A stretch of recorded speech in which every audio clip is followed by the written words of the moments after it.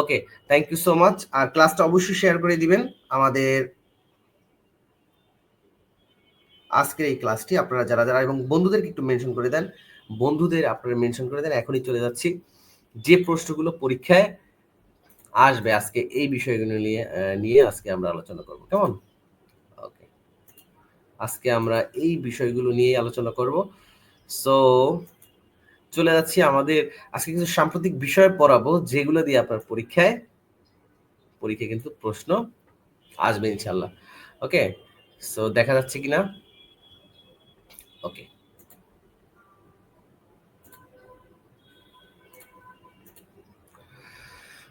দেখেন সাম্প্রতিকের মধ্যে এই যে প্রথম প্রশ্ন আছে, বঙ্গবন্ধু শেখ মুজিবুর রহমান টানেলের নতুন ও বর্তমান নাম কি? সেটা হচ্ছে যে কর্ণফুলী টানেল। পরীক্ষায় এই প্রশ্নটা কিন্তু বারবার আসে যে কর্ণফুলী টানেল কোন নদীর নিচ দিয়ে বয়ে গেছে? সেটা হচ্ছে কর্ণফুলী নদী। আর এই কর্ণফুলী নদীটি চট্টগ্রামে অবস্থিত। ক্লিয়ার? সো আপনারা যখন প্রশ্ন পড়বেন আপনারা অবশ্যই কয়েকটা জিনিস একটু বিবেচনা করবেন। সেটা হচ্ছে আপনারা পড়ার সময় হচ্ছে একটা প্রশ্নটা কিভাবে ঘুরে ফিরে আসতে পারে, এই অ্যাসোসিয়েটেড যে কোয়েশ্চেনগুলো আছে এগুলো আপনারা একটু পড়ে নেবেন, তাহলে পরীক্ষায় কমন আসার সম্ভাবনা খুব বেশি।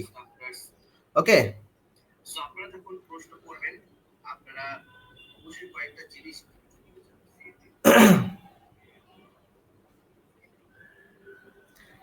আচ্ছা, ঠিকমতো দেখা যাচ্ছে কিনা, শোনা যাচ্ছে কিনা সবাই একটু কমেন্টে জানিয়ে দেবেন। ওকে, আচ্ছা, সো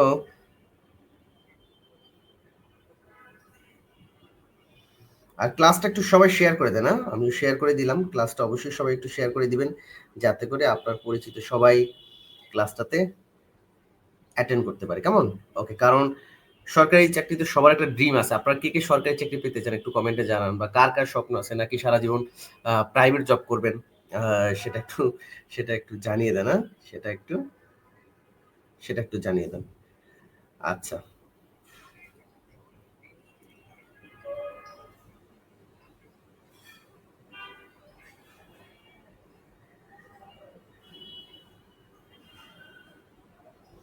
ওকে, সো দেখেন 24-এর গণ অভ্যুত্থানের নেতৃত্ব দেওয়া শিক্ষার্থীদের নতুন সংগঠনের নাম কি? দেখেন শিক্ষার্থীদের নতুন সংগঠন, এইগুলো কিন্তু পরীক্ষায় আসবে। যদি এই সরকারের আমলেই পরীক্ষা হওয়ার সম্ভাবনা বেশি, কারণ নির্বাচন হবে ডিসেম্বরে, এর আগে কিন্তু পরীক্ষা আপনার এটা হয়ে যাবে। সো এই প্রশ্নগুলো খুব ইম্পর্টেন্ট যে 24-এর গণ অভ্যুত্থানের নেতৃত্ব দেওয়া শিক্ষার্থীদের, দেখেন শিক্ষার্থীদের যে নতুন সংগঠন সেটার নাম হচ্ছে বাংলাদেশ গণতান্ত্রিক ছাত্র সংসদ।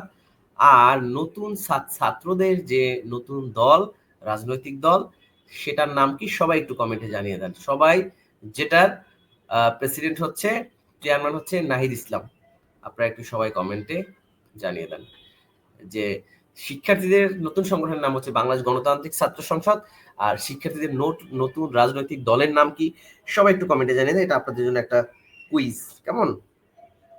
ওকে, আমি দেখতে চাই যে আপনারা কি কি কমেন্ট করেন। লেখাগুলো একটু বড় করলে ভালো হয়। ওকে ওকে ওকে, থ্যাংক ইউ বলার জন্য। আমি লেখাগুলো বড় করে দিচ্ছি।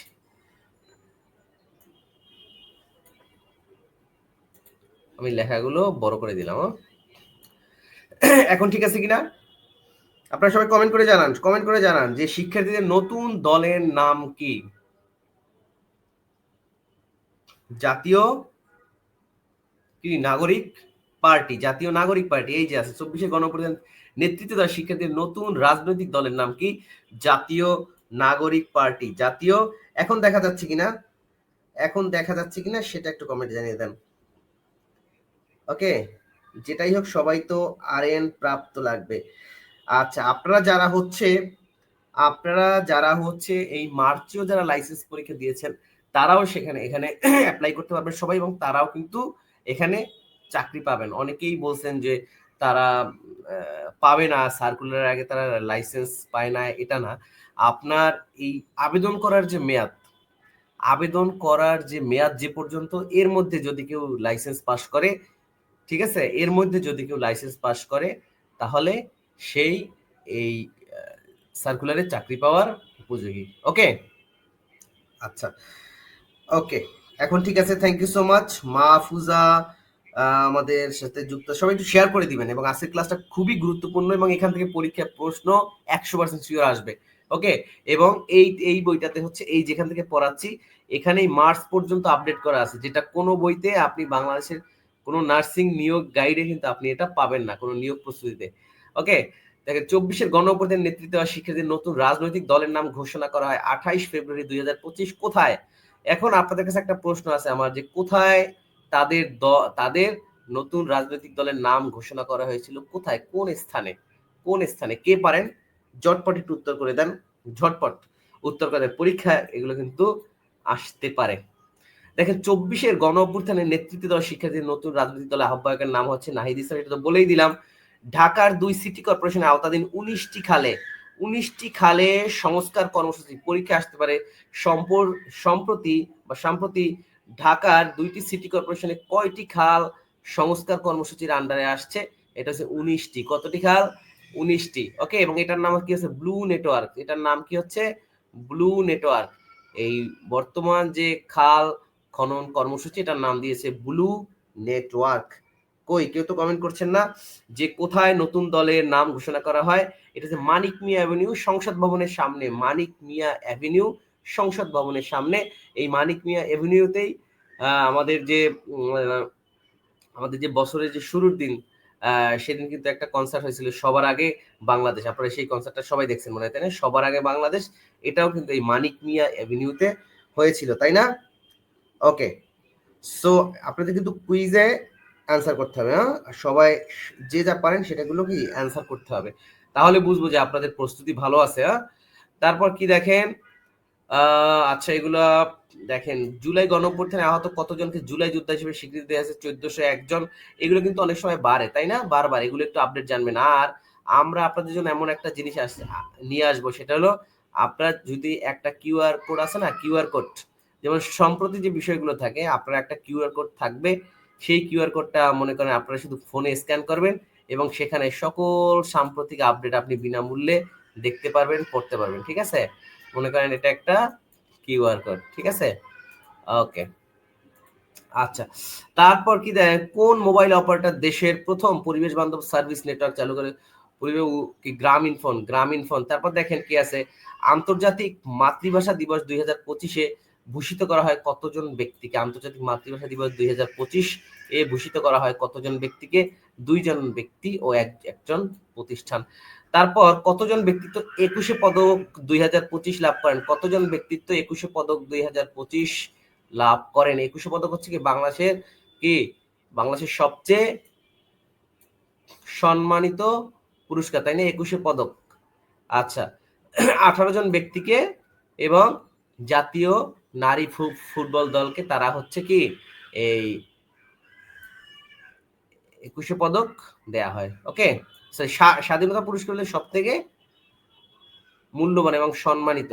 ওকে, স্বাধীনতা পুরস্কার। আচ্ছা, তারপর আরেকটা বিষয় দেখেন যেটা পরীক্ষায় আসে, এইটা হচ্ছে সবথেকে গুরুত্ব। দেশের সর্ববৃহৎ ট্রেন সেতুর নাম কি? ট্রেন সেতু বা রেল সেতুর নাম হচ্ছে কি? যমুনা রেল সেতু। পরে এখন যদি আপনার পরীক্ষা আসে, ভাইয়া অফলাইনে ভর্তি নিবেন না, অফলাইন ব্যাচ আছে নিয়োগের, আমরা অফলাইন ঈদের পরে শুরু করব নিয়োগের। আর আপনারা যারা অফলাইন ভর্তি হবেন তাদের জন্য কি অনলাইন ব্যাচ ফ্রি। ওকে, বুঝতে পারছেন যে আপনারা যারা আমাদের এই নিয়োগের প্রিলিমিনারি সিনিয়র স্টাফ নার্স নিয়োগ প্রস্তুতি প্রিলিমিনারি অফলাইনে যারা ক্লাস করবে তাদের জন্য অনলাইনটা ফ্রি। কেন? কারণ হচ্ছে অনেকে ডিউটি করে, মানে হসপিটালে জব করে, তারা হয়তো বিকালে যেহেতু সব ক্লাসগুলো হয়, অনেকের বিকাল ডিউটি থাকে, তো তারা অনেক সময় ক্লাসে অ্যাটেন্ড করতে পারবে না। তো এই জন্য তাদেরকে আমরা এই সুযোগটা দিচ্ছি। দ্যাট মিনস এক কোর্সে ভর্তি হলে আরেক কোর্স ফ্রি, অফলাইনে যারা ভর্তি। আর অনলাইনে ভর্তি হলে আপনি তো অনলাইনে সবকিছু পেয়ে যাচ্ছেন। আর অনলাইনে তো আমরা একটা সুপার ডুপার একটা সিস্টেম আছে আমাদের, আপনার নেগেটিভ মার্কিং পরীক্ষা দেওয়ার সুযোগ থাকবে পিএসসির মতো। বাংলাদেশে কেউ আপনাকে নেগেটিভ মার্কিং পরীক্ষা নিতে পারবে না, আপনি পরীক্ষা নেগেটিভ মার্কে দিতেও পারবেন না। সো এই পিএসসিতে আপনি যদি আগে থেকে এই প্রস্তুতি নেন, নেগেটিভ মার্কিং এ পরীক্ষা দেন, আপনার দুইটা জিনিস বা দুইটা বিষয় আপনার 100% প্রস্তুতি হবে। এটা হচ্ছে আপনার টাইম ম্যানেজমেন্ট ঠিক হবে এবং আপনার প্রস্তুতি আপনি বুঝতে পারবেন। কারণ এই নেগেটিভ মার্কিং এ পরীক্ষা দেওয়ার জন্য বেশিরভাগ স্টুডেন্ট ফেল করে, কারণ তারা জানে না নেগেটিভ মার্কিং কিভাবে প্রিপারেশন নিতে হয়। কারণ হচ্ছে আপনি নেগেটিভ মার্কিং এ 100 মার্কের পরীক্ষায় 100 মার্কের অ্যান্সার কখনোই লিখতে পারবেন না, বা 100 মার্কের অ্যান্সার কখনোই করতে পারবেন না। কোনো মেধাবী স্টুডেন্টই 100 মার্কের ভিতরে 100 মার্কের অ্যান্সার করতে পারেন। এর কিছু টেকনিক আছে। ওকে, সো এইগুলো আপনি বুঝে যাবেন আমাদের এই নেগেটিভ মার্কিং এ এক্সাম দিলে। ওকে, আচ্ছা।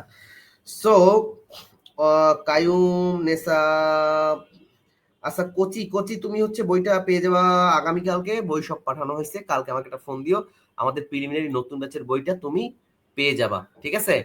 আর বইটা, আমাদের বইটা যেগুলো ছিল স্টকে মোটামুটি সব শেষ হয়ে গেছে।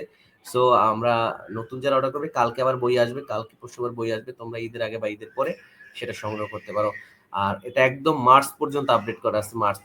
তারপর দেখো, এই দেশের পোশাক খাতের সবচেয়ে বড় বাজার হচ্ছে, দেশের পোশাক খাতের সবচেয়ে বাজার হচ্ছে ইউরোপীয় ইউনিয়ন, ইউরোপীয় ইউনিয়ন বা ইইউ, এটার নাম কি হচ্ছে ইইউ, ইইউ, ঠিক আছে? ইইউ মানে কি? ইউরোপীয় ইউনিয়ন। ওকে, আর বঙ্গবন্ধু সেতুর বর্তমান নাম হচ্ছে যমুনা সেতু। আর এই যমুনা সেতুর উপর দিয়েই বয়ে গেছে কি বাংলাদেশের সবচেয়ে বৃহত্তম রেল সেতু, সবচেয়ে বৃহত্তম রেল সেতু। আর তোমরা যারা অনলাইন আছে শীট দিছে, আমরা আগামী মাসে এপ্রিলের ভিতরে তোমরা ইনশাল্লাহ সেগুলো শীটগুলো সংগ্রহ করতে পারবে, কেমন? ওকে,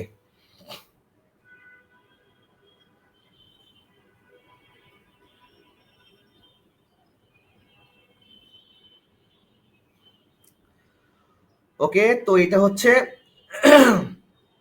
18ই মার্চ যদি পরীক্ষায় আসে বাংলাদেশের বৃহত্তর রেল সেতু কত তারিখে উদ্বোধন করা হয়, তোমরা কে পারো দেখি, কারা কারা পারো? যদি এমন প্রশ্ন পরীক্ষা আসে, অনেকে কিন্তু তোমরা পারবা না, কারণ হচ্ছে এই সাম্প্রতিক বিষয়গুলো অনেকেরই জানা থাকে না। ওকে, তো সবাই একটু কমেন্টে জানাও।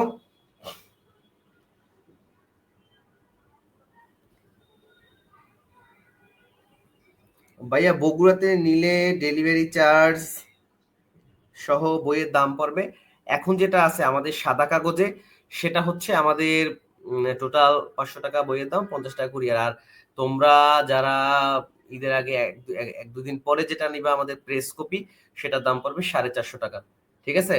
ওখানে একটু কম আছে, কারণ ওইটা তো একটু সাদা কম, আর এটা হচ্ছে একবারে আমাদের যে সাদা যে কাগজটা, এইটা, ঠিক আছে? তারপর এই দেখো, এইটা খুবই সাম্প্রতিক একটা বিষয়, জাতিসংঘের যে মহাসচিব অ্যান্তনিও গুতেরেস বাংলাদেশে কবে আসেন সম্প্রতি তিনি কিন্তু বাংলাদেশে এসেছিলেন, রোহিঙ্গাদের সাথে ইফতার করেছেন, তাই না? ডক্টর মোহাম্মদ ইউনুস তাকে নিয়ে গিয়েছিল। ওকে, আচ্ছা।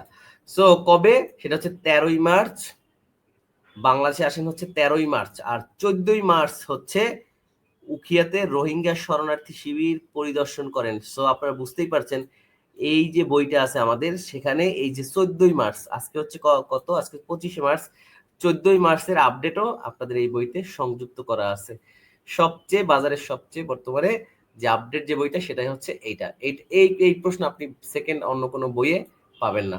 ওকে, আমাদের নার্সিং এর যে বইগুলো আছে। দেশের বৃহত্তম রেল সেতু দিয়ে যাত্রীবাহী যানবাহন চলাচল শুরু হয় 12ই ফেব্রুয়ারি, বাট এটার উদ্বোধন করা হয় 18ই মার্চ। এটার উদ্বোধন করা হয় 18ই মার্চ, এটার উদ্বোধন করা হয় 18ই মার্চ। ওকে, 18ই মার্চ। ক্লিয়ার?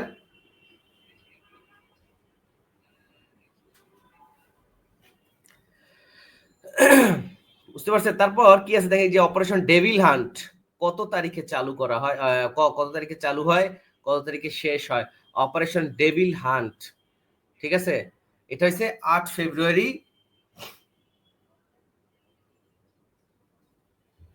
কত তারিখে বন্ধ করা হয় কে জানেন?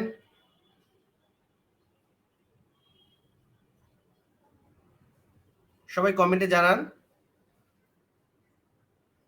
দেখতে পাচ্ছি অনেকেই আপনারা কমেন্ট করছেন। হ্যাঁ,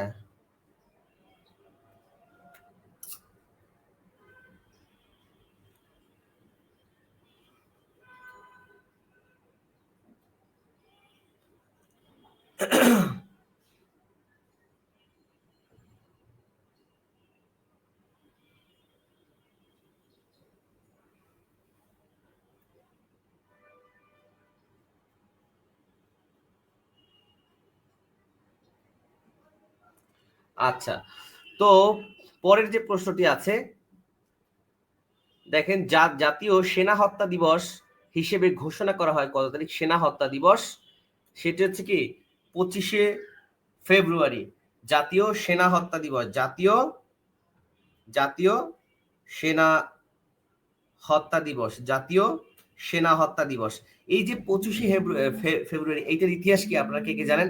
এইটার ইতিহাস হচ্ছে কি আমাদের পিলখানা হত্যাকাণ্ড, যেটা ইতিহাসে 2009 সালের 25শে ফেব্রুয়ারি ঢাকার পিলখানায় সংঘটিত। পিলখানা কোথায় অবস্থিত? ঠিক আছে, এই পিলখানা হচ্ছে আপনার ধানমন্ডির যে জিগাতলা, সেখানে আপনারা যারা ঢাকায় আছেন অবশ্যই আপনারা সেখানে দেখতে পারবেন। ঠিক আছে, এটা হচ্ছে পিলখানা।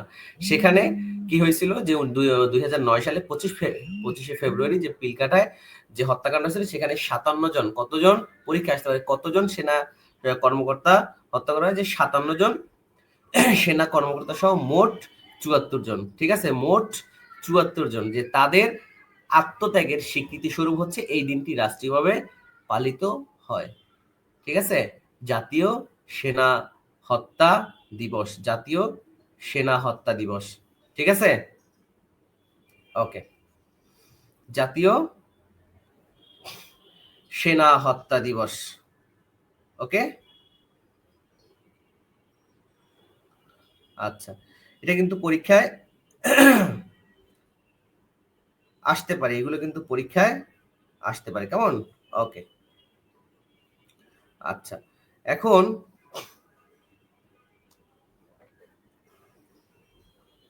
পরের যে প্রশ্নটা দেখেন, জুলাই গণ অভ্যুত্থানে নারীদের অংশগ্রহণে চিত্রায়িত করে কত টাকার ডাকটিকিট অবমুক্ত করা হয়? 10 টাকা, তাই না? কতটি? কত টাকার? 10 টাকা, তাই তো? ওকে, আচ্ছা, এই যে আরেকটা বিষয় আপনাদেরকে বলে রাখি, এই যে জাতীয় সেনা হত্যা দিবস যেটা পিলখানায় হয়েছিল, আপনারা যারা ঢাকাতে আছেন আপনারা সবাই সীমান্ত স্কোয়ারে গেছেন, তাই না? এই সীমান্ত স্কোয়ার, সীমান্ত ব্যাংক, এগুলো সব হচ্ছে কি বিজিবি। ঠিক আছে, এগুলো সব হচ্ছে বিজিবির। এই যে সীমান্ত স্কোয়ারে কারা কারা মার্কেট করছেন একটু কমেন্টে জানাই। ঈদের মার্কেট সীমান্ত স্কোয়ারে কারা কারা গেছেন? আর মেয়েরা তো এখানে বেশি যায়, তাই না? কারণ এখানে হচ্ছে কি যে প্রসাধনী যেগুলো আছে, ফিমেল অর্নামেন্টস অর তাদের যে সাজুগুজুর যে বিষয়গুলো আছে, এগুলো এখানে খুব ভালো পাওয়া যায়, তাই না? ব্র্যান্ডের গুলো সীমান্ত স্কোয়ারে ভালো পাওয়া যায়। ওকে, কারা কারা গেছেন একটু কমেন্টে জানিয়ে দেন সীমান্ত স্কোয়ারে রিসেন্টলি কারা কারা গেছে। এই সীমান্ত স্কোয়ার হচ্ছে পিলখানা অবস্থিত। সো আপনাকে যদি এই ইতিহাস যদি জানেন যে যেহেতু এটা জাতীয় সেনা হত্যা দিবস, সো এটা কেন আসলো, কোত্থেকে আসলো, কোথায় এটার সাথে জড়িত, এগুলো জানলে আপনার জন্য এগুলো সারা জীবন মনে থাকবে। ওকে, এর জন্য প্রয়োজন। ওকে, সো একজন কমেন্ট করছে, ভাইয়া বইয়ের প্রাইস কত? আর ফার্মগেট অফিসে গেলে পাবো বইটা? কালকে সন্ধ্যায় পাবেন, তার আগে পাবেন না। ওকে, আর যোগাযোগ করবেন আমাদের পেজে ইনবক্স করবেন, তাইলেই হবে। হ্যাঁ, ওকে। তারপর দেখেন, বাংলাদেশের কোন হাসপাতালে প্রথম স্ক্রিন ব্যাংক চালু হয়েছে? বাংলাদেশের প্রথম কোন হাসপাতালে সর্বপ্রথম স্ক্রিন ব্যাংক চালু হয়েছে? National institute of burn and plastic surgery, বিশ্বের প্রথম স্ক্রিন ব্যাংক চালু হয়েছে। ন্যাশনাল ইনস্টিটিউট, এটা আমি এখানে জব করি, national institute of burn and plastic surgery, Dhaka মেডিকেলের সামনে। আমি এখানে জব করি 2021 সাল থেকে। ঠিক আছে, আচ্ছা, তারপর কি আছে? আমদানি রপ্তানি পণ্য বহন সহজ করতে চট্টগ্রাম বন্দর কর্তৃক চালুকৃত ব্যবস্থার নাম হচ্ছে অনলাইন গেট পাস। ওকে, আচ্ছা, কি আছে? আচ্ছা, মোটামুটি এগুলো পড়লাম।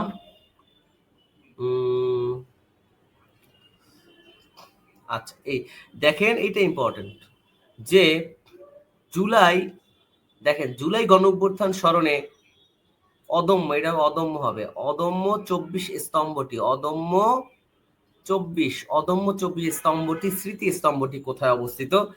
জুলাই গণঅভ্যুত্থানের স্মরণে অদম্য 24 স্মৃতি স্তম্ভটি কোথায় অবস্থিত? জাহাঙ্গীরনগর বিশ্ববিদ্যালয়ে। জাহাঙ্গীরনগর বিশ্ববিদ্যালয়ে আর একটা মুক্তিযুদ্ধ ভিত্তিক একটা স্মৃতি স্তম্ভ আছে, সেটার নাম কি হচ্ছে? আপনারা কে জানেন কমেন্টে জানাবেন। আপনারা কে জানেন?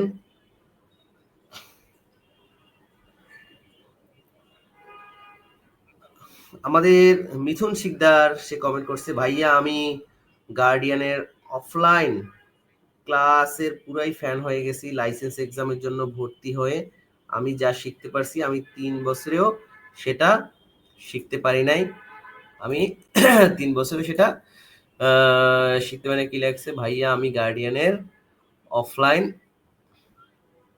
ব্যাচে। ওকে, থ্যাংক ইউ সো মাচ। এবং আমরা সর্বোচ্চ চেষ্টা করি একজন শিক্ষার্থীকে, বিশেষ করে লাইসেন্স পরীক্ষার জন্য, কারণ লাইসেন্স পরীক্ষায় তুমি লাইসেন্স পরীক্ষায় আসলে তুমি বুঝতে পারবে তোমার গ্যাপ কতটুকু একাডেমিক, মানে একাডেমিক ইয়ার গুলোতে, যেটা আমরা তোমাদেরকে ফাইন্ড আউট করে দিতে পারি যে তোমার কোন সাবজেক্ট গুলোতে দুর্বলতা আছে। ঠিক আছে, কারণ তুমি কোনোভাবে পাস করলা ফাঁকি ঝুঁকি দিয়ে, first year, second year, third year কোনোভাবে পাস করলা, বাট এই লাইসেন্স পরীক্ষা বা পরবর্তী চাকরির জীবনে এসে তোমাকে এই ফলটা অবশ্যই ভোগ করতে হবে। ওকে, সো আমরা তোমাদেরকে চেষ্টা করি যে লাইসেন্স পরীক্ষায় আমরা তোমাদেরকে যাতে এমনভাবে প্রস্তুতি নিতে পারি যাতে তোমাদের একাডেমিক গ্যাপটা পূরণ হয়।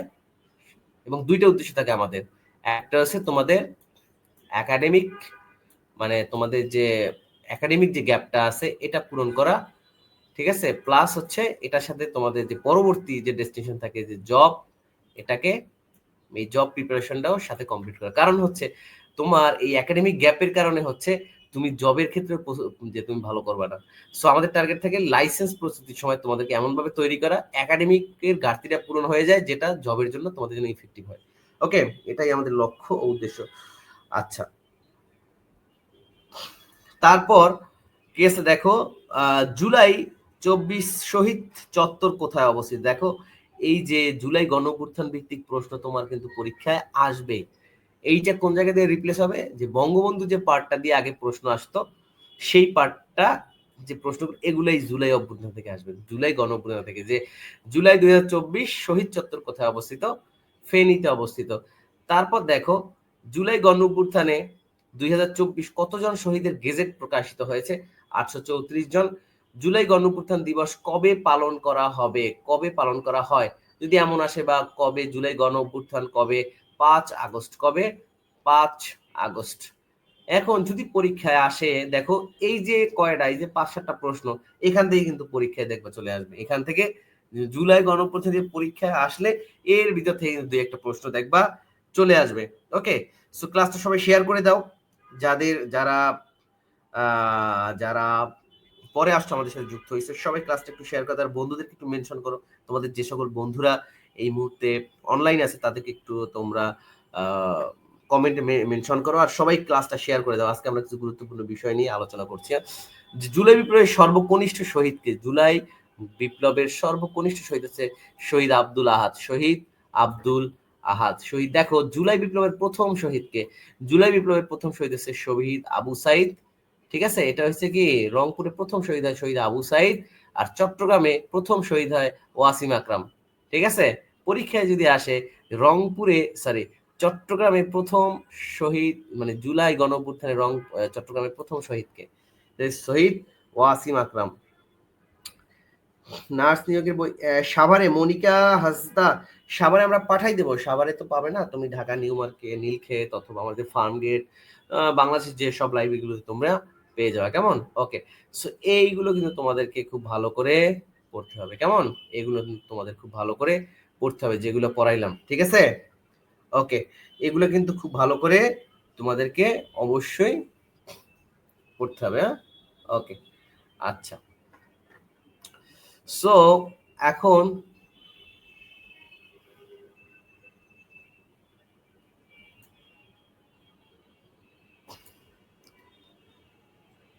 আচ্ছা, কোরিয়ান এয়ার, আচ্ছা এগুলা, এই ন্যাটোর সদস্য সংখ্যা কত, 32। আচ্ছা এগুলা তোমরা পরে পড়বা, এখন হচ্ছে তোমাদেরকে এগুলা মনে হয় মোটামুটি এর আগে একটু আলোচনা করছিলাম যে 5ই আগস্টের আগে কোন যে সকল প্রতিষ্ঠানের নাম ছিল এগুলো বর্তমানের নাম কি, এগুলো তোমাদের একটু পড়তে হবে। যে দিবসগুলো বাতিল হয়েছে এগুলো তোমাদের পড়তে হবে। আর অন্তর্বর্তীকালীন সরকার সম্পর্কে তোমাকে জানতে হবে, এবং 3-0 থিওরি, যেটা ডক্টর মোহাম্মদ ইউনুসের যে প্রোফাইল, এটা তোমাদের খুব ভালো করে জানতে হবে। এখানে সুন্দর করে তার একটা প্রোফাইল দেওয়া আছে, তার জন্ম, শিক্ষা জীবন, কর্মজীবন, মুক্তিযুদ্ধে তার অবদান। ঠিক আছে, মুক্তিযুদ্ধ পরবর্তী কর্মসূচি সে কি ছিল, তিনি হচ্ছে কি মাইক্রো ক্রেডিটের জন্য বিখ্যাত, তাই না? গ্রামীণ ব্যাংকের প্রতিষ্ঠা 1976 সালে গ্রামীণ ব্যাংক প্রতিষ্ঠা করে 1976 সালে। ঠিক আছে, তার যে প্রকাশিত যে গ্রন্থসমূহ আছে, দেখো তার যে প্রকাশিত গ্রন্থসমূহ আছে এগুলো একটু তোমাদের জানতে হবে। হ্যাঁ, আচ্ছা।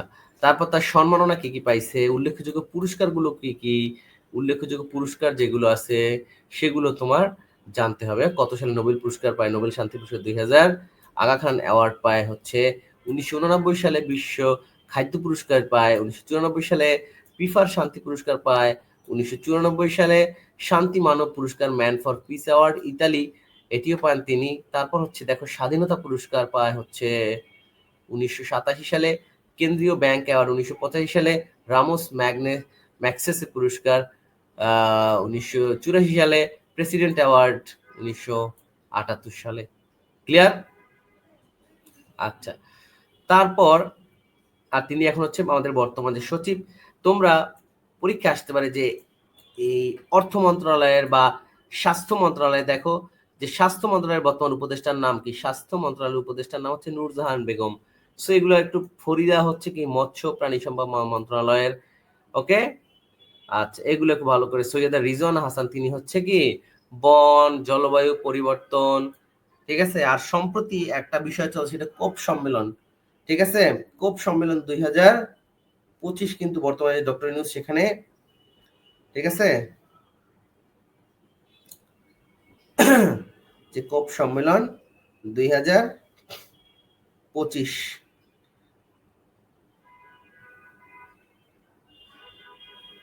আচ্ছা, তারপর দেখো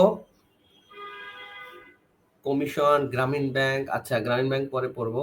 অন্তর্বর্তীকালীন সরকার সম্পর্কে তোমাদের খুব ভালো করে জানতে হবে। 4 জন নারী উপদেষ্টা আছে, এটা কিন্তু পরীক্ষার আগে আসছে। সরকারের প্রধান উপদেষ্টার বাসভবনের নাম কি? যমুনা। যমুনা হচ্ছে কি প্রধান উপদেষ্টার বাসভবনের নাম। ঠিক আছে, ওকে।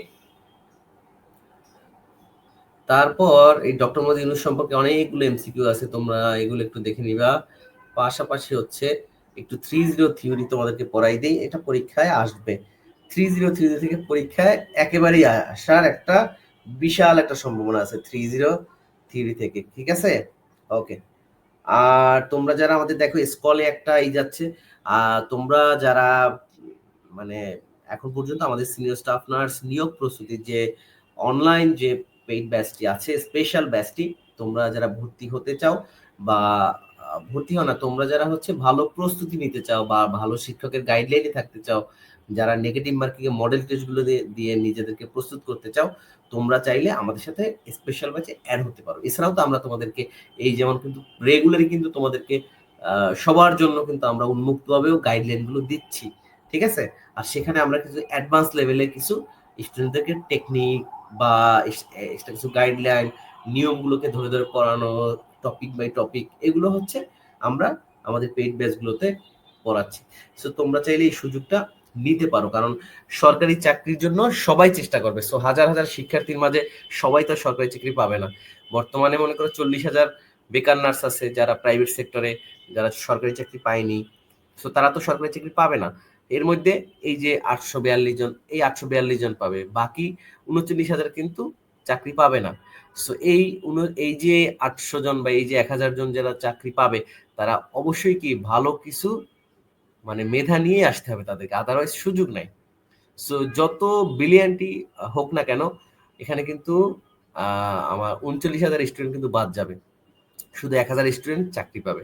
সো সর্বোচ্চ পরিমাণ মেধাবী না হলে কিন্তু এই 1000 জনের ভিতরে থাকাটা সো টাফ। সো এই জন্যই যদি কেউ আমাদের এই স্পেশাল গাইডলাইনে যদি কেউ ক্লাস এক্সাম এগুলো করতে চায়, অফকোর্স তাকে ওয়েলকাম, এবং তোমরা এই আমাদের নাম্বারগুলো যোগাযোগ করবে। দেখো 3-0 থিওরি বা তত্ত্বের জনক হচ্ছে ডক্টর মোহাম্মদ ইউনূস। ডক্টর মোহাম্মদ ইউনূস 2024 সালে 33তম প্যারিস অলিম্পিকে 2024 প্যারিসতম 3-0 তত্ত্ব প্রদান করেন। এই 3-0 তত্ত্বগুলো কি কি আছে? জিরো প্রভার্টি মানে হচ্ছে কি শূন্য দারিদ্রতা, জিরো আনএমপ্লয়মেন্ট এটা হচ্ছে কি শূন্য বেকারত্ব, এবং জিরো নেট কার্বন, শূন্য কার্বন নিঃসরণ, শূন্য কার্বন নিঃসরণ। ও সামিয়া আক্তার সে বলছে আমি পেইড ব্যাচে আছি। Thank you so much Samia. তোমরা সব বন্ধুদেরকে মেনশন করো, তোমরা তো অনেক বন্ধুদেরকে মেনশন করছো না। তোমরা, আমি চাই বন্ধুদেরকে মেনশন করে ক্লাসটা শেয়ার করে দাও সবাই। যারা যারা এই মুহূর্তে আমাদের সাথে ক্লাস আছে সবাই ক্লাসটা শেয়ার করে দাও, যেহেতু খুব গুরুত্বপূর্ণ ক্লাস নিয়ে আমরা আলোচনা করছি, এজন্য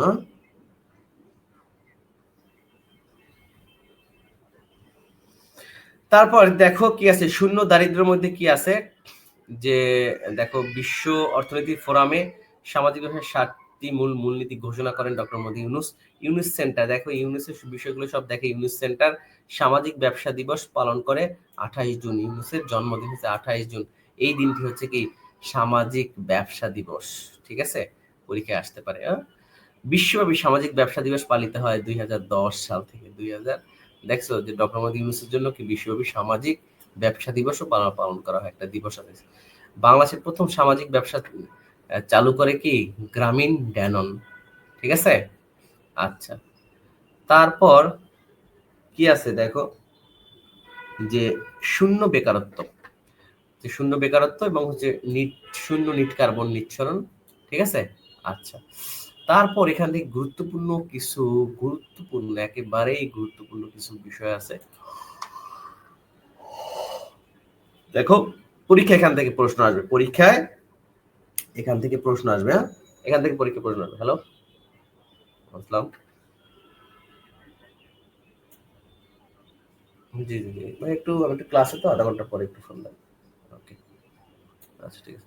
দেখেন কি আছে, ডক্টর ইউনূস কি হয়েছে, যে 3-0 ধারণার মূল উদ্দেশ্য কি। 3-0 এটা কিন্তু লিখিত পরীক্ষায় আসবে, শুধু নট অনলি ফর প্রিলিমিনারি। আপনি বিশ্বাস করেন আপনার লিখিত পরীক্ষা এটা আসবেই, যে 3-0 ধারণার মূল উদ্দেশ্য কি।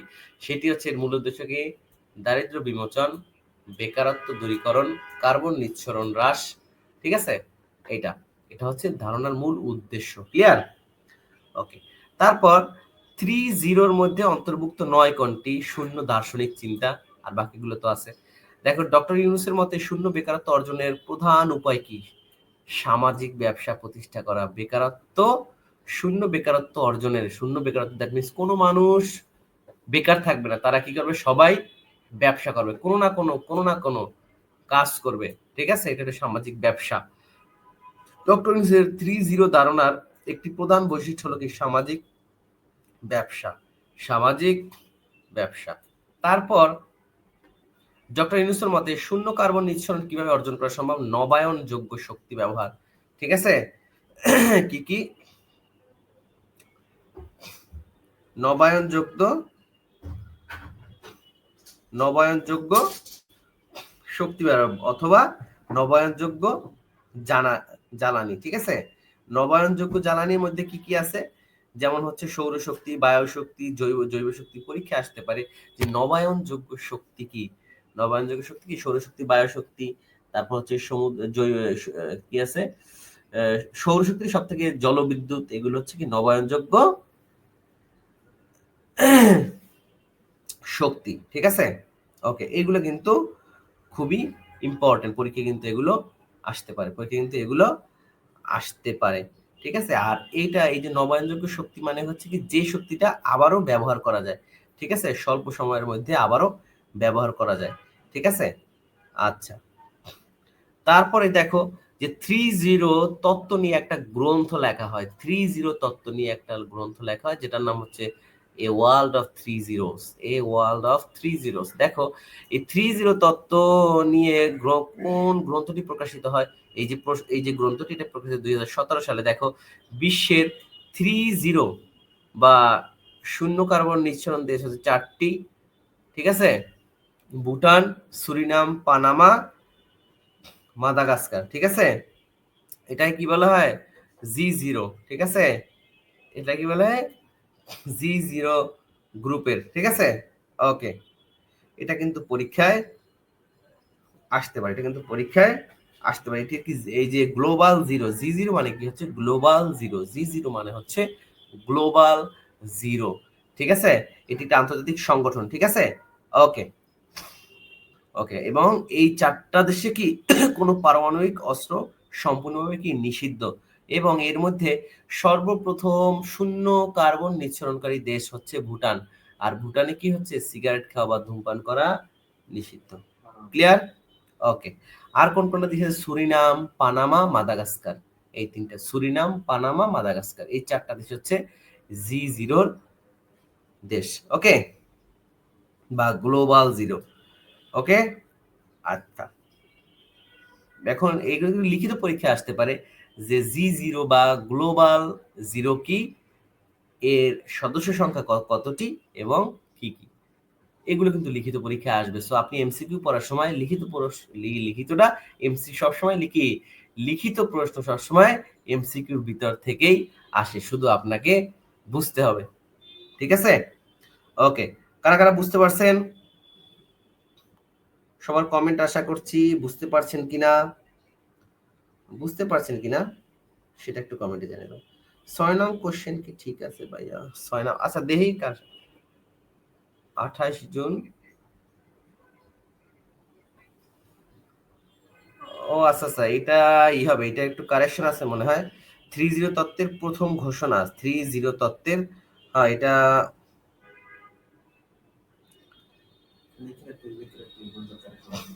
আচ্ছা। দেখেন এই যে 30 তত্ত্ব প্রথম ঘোষণা, ওকে দেখি, এটা মনে হয় আমাদের একটু ডেটটা চেঞ্জ হয়ে গেছে।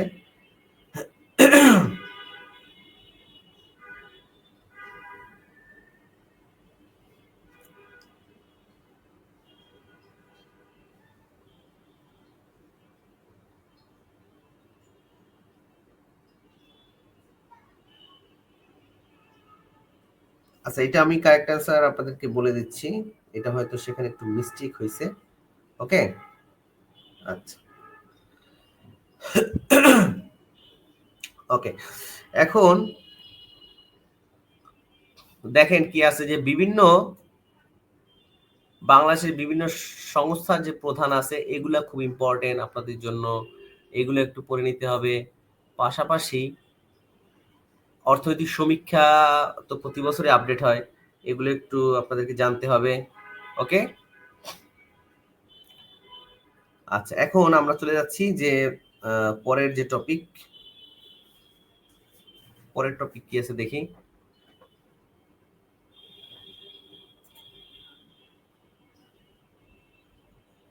এই যে 21শে পদক, এটা একটু পড়ে নেবেন কারা কারা পাইছে। বাংলা একাডেমি পুরস্কার যেটা 2024, তারপরে হচ্ছে স্বাধীনতা পুরস্কার 2024। এই স্বাধীনতা পুরস্কারে এবছর আরেকটা গুরুত্বপূর্ণ বিষয় আছে যেখান থেকে পরীক্ষা আসতে পারে, সেটা হচ্ছে 2023 সালে, আচ্ছা এখানে একটু বানানগুলো আছে, 2023 সালে শহীদ প্রেসিডেন্ট জিয়াউর রহমানের যে স্বাধীনতা পুরস্কার দেওয়া হয়েছিল, সেটা হচ্ছে 2016 সালে বাতিল করা হয়। এবং এই যে বাতিল করা যে প্রজ্ঞাপনটা, এই প্রজ্ঞাপনটা কি এই আদেশে রহিত করা হয়, ঠিক আছে, ওকে। এটা কিন্তু খুবই গুরুত্বপূর্ণ, এটা কিন্তু পরীক্ষায় আসার মতো একটি প্রশ্ন, এটা কিন্তু অবশ্যই করতে হবে, কেমন। আর কারা কারা পাইছে সেগুলো একটু, ম্যাক্সিমাম কি মরণোত্তর পরীক্ষা আসতে পারে, যে বিজ্ঞান ও প্রযুক্তির মরণোত্তর পুরস্কার কে পাইছে? অধ্যাপক জামাল নজরুল ইসলাম, ওকে। আচ্ছা, তারপরে এই আন্তর্জাতিকভাবে যে নির্বাচনগুলো হয়েছে, মার্কিন প্রেসিডেন্ট নির্বাচন, ডোনাল্ড ট্রাম্প 47তম প্রেসিডেন্ট, এগুলো একটু জানতে হবে, ঠিক আছে। তারপর কি আছে দেখেন, বিশ্বের বিভিন্ন দেশের নতুন সরকার প্রধান, এগুলো কিন্তু পরীক্ষা, যেমন বাংলাদেশের নতুন সরকার প্রধান হচ্ছে ডক্টর মোহাম্মদ ইউনুস, ক্লিয়ার। এই ডোনাল্ড ট্রাম্প হচ্ছে যুক্তরাষ্ট্র বা আমেরিকার, ওকে।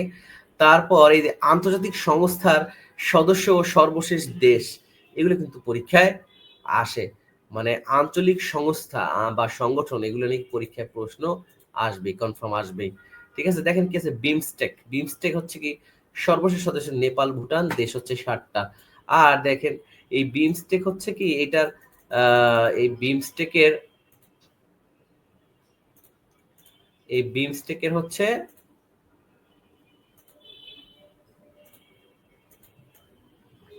ওকে, এই বিমস্টেকের সদর দপ্তর কোথায় অবস্থিত? বাংলাদেশে অবস্থিত, ঠিক আছে। আচ্ছা, তারপর দেখি এই শার্কের সর্বশেষ আফগানিস্তান, শার্কের বর্তমান সদস্য সংখ্যা 8টি। এই শার্কের টোটাল এই যে 8টি দেশ মনে রাখার একটা, এই শার্কের কি এই 8টি দেশ মনে করার একটা সূত্র আছে, কিন্তু আপনারা জানেন কে কে? সেটা হচ্ছে কি নিপা এমবিবিএস, কে কে জানেন? NIPA, নিপা, তারপর কি আছে এমবিবিএস, ঠিক আছে, নিপা এমবি বিএস এইটা দিয়ে আপনি হচ্ছে 8টা দেশের নাম মুখস্থ রাখবেন। এই যে 8টা দেশ, ঠিক আছে? এই নিপা মানে কি? নেপাল, ইন্ডিয়া, আইতে মানে ইন্ডিয়া, পিতে মানে পাকিস্তান, এতে মানে আফগানিস্তান, ঠিক আছে? এই এমএ হইছে কি? আমাদের মালদ্বীপ, বিতে হইছে ভুটান, বিতে বাংলাদেশ, আর এসে হইছে শ্রীলঙ্কা। ক্লিয়ার? তারপর ব্রিক্স, ব্রিক্সের সর্বশেষ সদস্য 4টি: মিশর, আরব আমিরাত, ইথিওপিয়া, ইরান। এর মোট সদস্য সংখ্যা 9টি। ওপেক, এটা হচ্ছে কঙ্গো প্রজাতন্ত্র, 12টি।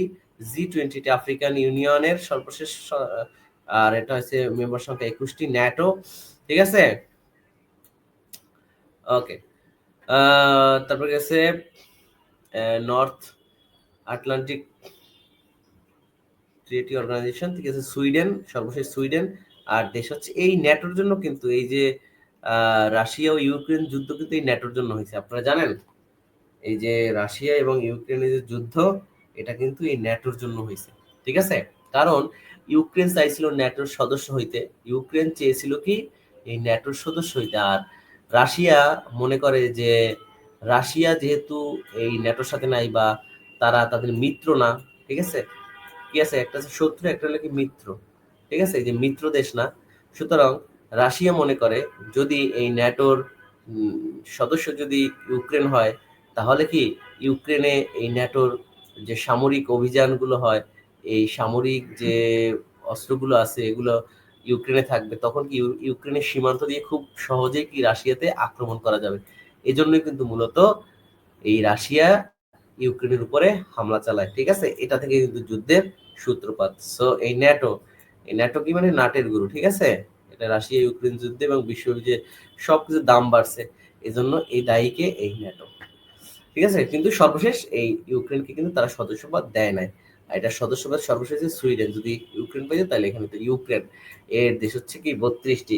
বিশ্ব ব্যাংক বা ওয়ার্ল্ড ব্যাংকের নাউরু সর্বশেষ সদস্য, আর মোট দেশ হচ্ছে 189টি।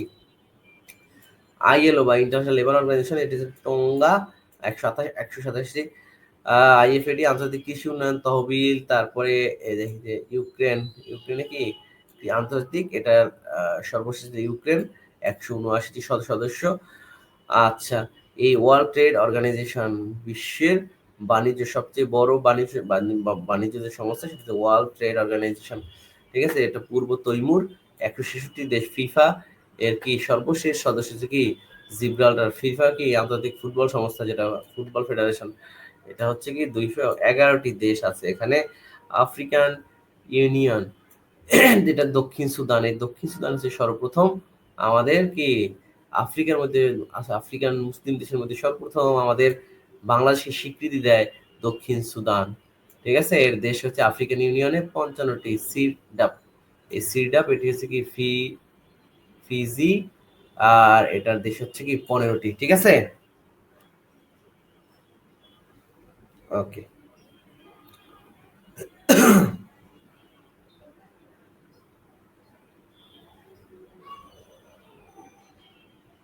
ওকে, এটা কিন্তু খুবই ইম্পর্টেন্ট না? আচ্ছা, তারপর কি দেখেন, কি আছে আন্তর্জাতিক অপরাধ আদালত। এই আন্তর্জাতিক অপরাধ আদালতে কিন্তু শেখ হাসিনার বিচার হচ্ছে, তাই না? আন্তর্জাতিক অপরাধ আদালত ইউক্রেন, এটা সর্বশেষ সদস্য ইউক্রেন। ন্যাম এর দক্ষিণ সুদান। এডিবি, ঠিক আছে? এডিবি সর্বশেষ সদস্য ইসরায়েল, 69 দেশ। ইউরোপীয় ইউনিয়ন, ইউরোপীয় ইউনিয়নের কি শুধুমাত্র ইউরোপের দেশগুলোই এই ইউরোপীয় ইউনিয়নের মধ্যে আছে। সর্বশেষ দেশ হচ্ছে ক্রোয়েশিয়া, আর দেশ সংখ্যা হচ্ছে 27টি, ঠিক আছে? সেনজেনভুক্ত দেশ। আর আইএমএফ, ইন্টারন্যাশনাল মনিটারি ফান্ড, এই যে আইএমএফ থেকে লোন নেয় না বাংলাদেশ, যখন হচ্ছে আমাদের যে রিজার্ভ কমে গেছিল তখন এখান থেকে লোন নিয়েছিল, তাই না? এটা সর্বশেষ দেশ উত্তর কোরিয়া। আর ইউনেস্কো, এই ইউনেস্কো হচ্ছে কি ফিলিস্তিন হচ্ছে সর্বশেষ সদস্য, 194টি দেশ। বর্তমানে ডাব্লিউএইচও বা ওয়ার্ল্ড হেলথ অর্গানাইজেশন, এটা এই ডাব্লিউএইচ অর্গানাইজেশনের সর্বশেষ সদস্য হচ্ছে দক্ষিণ সুদান, যেটা 194টা দেশ। ইন্টারপোল, ইন্টারপোল কি ইন্টারন্যাশনাল কি ক্রিমিনাল যে একটা পুলিশ সংস্থা আন্তর্জাতিক। পালাউ হচ্ছে এটার সর্বশেষ সদস্য, 196টা দেশ। এফএও ইন্টারন্যাশনাল, তারপর কি আছে Singapore, Brunei, Sudan. World bank, এটা নাউরু হচ্ছে সর্বশেষ সদস্য, 193। ইন্টারন্যাশনাল ক্রিকেট বা আইসিসি, ইন্টারন্যাশনাল ক্রিকেট কাউন্সিল বা আইসিসি, আইভরি কোস্ট। কমনওয়েলথের সর্বশেষ দেশ টোগো। 56টি, ইউরো কারেন্সি এর সর্বশেষ ক্রোয়েশিয়া। ওকে, সো কোনো এই সংস্থার সর্বশেষ দিয়ে আসলে এর বাইরে পরীক্ষা আসবে না, এইটাই এখান থেকে পরীক্ষা প্রশ্ন আসবে। আন্তর্জাতিক সংস্থার সদস্য সর্বশেষ দেশ দিয়ে যদি কোনো পরীক্ষায় প্রশ্ন আসে এখান থেকেই আসবে। সুতরাং সিনিয়র স্টাফ নার্স নিয়োগের জন্য এর বাইরে আর কিছু পড়তে হবে না। ক্লিয়ার? এর বাইরে কিন্তু আর কিছু পড়তে হবে না। বুঝতে পারলাম? বিভিন্ন সংস্থার প্রধান ব্যক্তিবর্গ, অ্যান্টনিও গুতেরেস, এটা কিন্তু পরীক্ষায় বারবার আসে, তাই না? এটা কিন্তু বারবার পরীক্ষায় আসে যে জাতিসংঘের যে যে প্রধান অ্যান্টনিও গুতেরেস, তার বাসা কোথায়, তার কোন দেশ? পর্তুগাল। এই পর্তুগালে আর এক ফুটবলার আছে ক্রিস্টিয়ানো রোনালদো। আপনারা কে কে চেনেন? তিনি হচ্ছে কি পর্তুগাল জাতীয় দলের প্রায় 7 নাম্বার জার্সি পরে খেলে, যাকে বলা হয় কি CR7। ক্লিয়ার? এই বিশ্ব ব্যাংকের অজয় বাঙ্গা, এই বিশ্ব ব্যাংকের বা ওয়ার্ল্ড ব্যাংকের যে প্রধান অজয় বাঙ্গা, এই অজয় বাঙ্গা মূলত ভারতীয় বংশোদ্ভূত, আর যেটা যুক্তরাষ্ট্রের। ঠিক আছে? ওকে, সার দেখেন এখানে পরীক্ষা আসলে এর বাইরে দিয়ে আসবে না। আমরা যেমন ভাবে সাজাইছি একবার এর বাইরে পরীক্ষা আসার কোনো সম্ভাবনা নেই। বিভিন্ন আন্তর্জাতিক গুরুত্বপূর্ণ সম্মেলন 2025, ঠিক আছে? 25 সালে কি কি সম্মেলন অনুষ্ঠিত হবে এগুলো আমরা এখানে আপনাদের জন্য দিয়ে রাখছি। ঠিক আছে? যে G7 এর, G20 ন্যাটো সম্মেলন, ব্রিক্স সম্মেলন, কপ সম্মেলন, যা যা হবে সব কিছু এখানে দেওয়া আছে। নোবেল পুরস্কার 2024 পরীক্ষা যদি আসে এর বাইরে আসবে। দুইটা খুব ভালো করে পড়বেন, আসলে এখান থেকে আসবে। একটা হলো চিকিৎসা বিজ্ঞানে নোবেল পুরস্কার কে পাইছে? ভিক্টর অ্যামব্রোস ও গ্যারি রুবকুন। ভিক্টর অ্যামব্রোস ও গ্যারি রুবকুন, ভিক্টর অ্যামব্রোস ও গ্যারি রুবকুন। আরেকটা আছে শান্তিতে, শান্তিতে নিহন হিদানকিও, নিহন হিদানকিও। ঠিক আছে? এটা একটি জাপানিজ সংস্থা। ক্লিয়ার? এটা একটা জাপানিজ সংস্থা।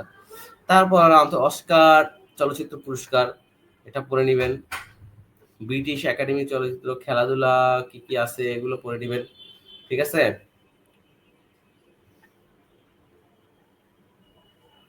বাংলাদেশে একজন আন্তর্জাতিক প্লেয়ার বাংলাদেশের দলে আসছে ফুটবলে, তার নাম হচ্ছে হামজা চৌধুরী, আপনারা সবাই জানেন। ঠিক আছে? হামজা চৌধুরী। পরীক্ষা কিন্তু এগুলো, এই আপডেটগুলো আপনাদের জানতে হবে। অনলাইনে যতক্ষণ থাকবেন চেষ্টা করবেন এই আপডেটগুলো জানার জন্য, এই আপডেটগুলো জানার জন্য, তাইলে কিন্তু ভালো কিছু শিখতে পারবেন আপনারা। ক্লিয়ার? এবং পরীক্ষায় আসলে এর ভিতর থেকে আসবে। ওকে, সো এগুলো কিন্তু আপনাদের খুব ভালো করে পড়তে হবে, কেমন? আচ্ছা, তারপরে যে খেলার যে পরবর্তী যে আসরগুলো হবে, যেমন এই যে নবম আইসিসি চ্যাম্পিয়ন্স ট্রফি, যেটা ফেব্রুয়ারি মার্চ, এটা অলরেডি হয়ে গেছে, তাই না? আচ্ছা, তারপর কি ফুটবলের 23তম বিশ্বকাপ কবে হবে? June July 2026। কোথায় হবে? কানাডা, মেক্সিকো, যুক্তরাষ্ট্র। অলিম্পিক 25তম অলিম্পিক হবে 2026 সালের 6 থেকে 22 ফেব্রুয়ারি। ওকে, এশিয়ান গেমস কবে হবে? 2026 সালে। এগুলো সব আপডেট পরের কি হবে এগুলো দেওয়া আছে এখানে। ওকে, দেখেন ছাত্র জনতার অভ্যুত্থান ও আত্মত্যাগে নিয়ে নিয়ে নিয়ে নির্মিত ভিডিও চিত্রের নাম হচ্ছে জুলাই অনির্বাণ। দেখেন, জুলাই অনির্বাণ। আর এই যে অনির্বাণ দিয়ে আর একটা স্মৃতিস্তম্ভ, সেটা কি? সেটা কি কে কে কে কে জানেন? ঠিক আছে, শিখা অনির্বাণ, শিখা অনির্বাণ, শিখা অনির্বাণ, যেটা কোথায় অবস্থিত? সোহরাওয়ার্দী উদ্যানে অবস্থিত। দেখবেন একটা জায়গা থেকে সবসময় আগুন জ্বলে, এটা কি? শিখা অনির্বাণ। ওকে, এগুলো পড়বেন, সব আপডেট গুলো এখানে দেওয়া আছে। আপনারা যারা পেইড ব্যাচে আছেন বা পেইড ব্যাচে ভর্তি হবেন, আপনারা কিন্তু সবকিছু এখানে দেয়া হবে। ঠিক আছে? সবকিছু, মানে সবকিছু A to Z আপনারা সব আপডেটই এখানে পেয়ে যাবেন। ক্লাস, এক্সাম, তো ইনশাল্লাহ আপনার চাকরি প্রস্তুতির জন্য।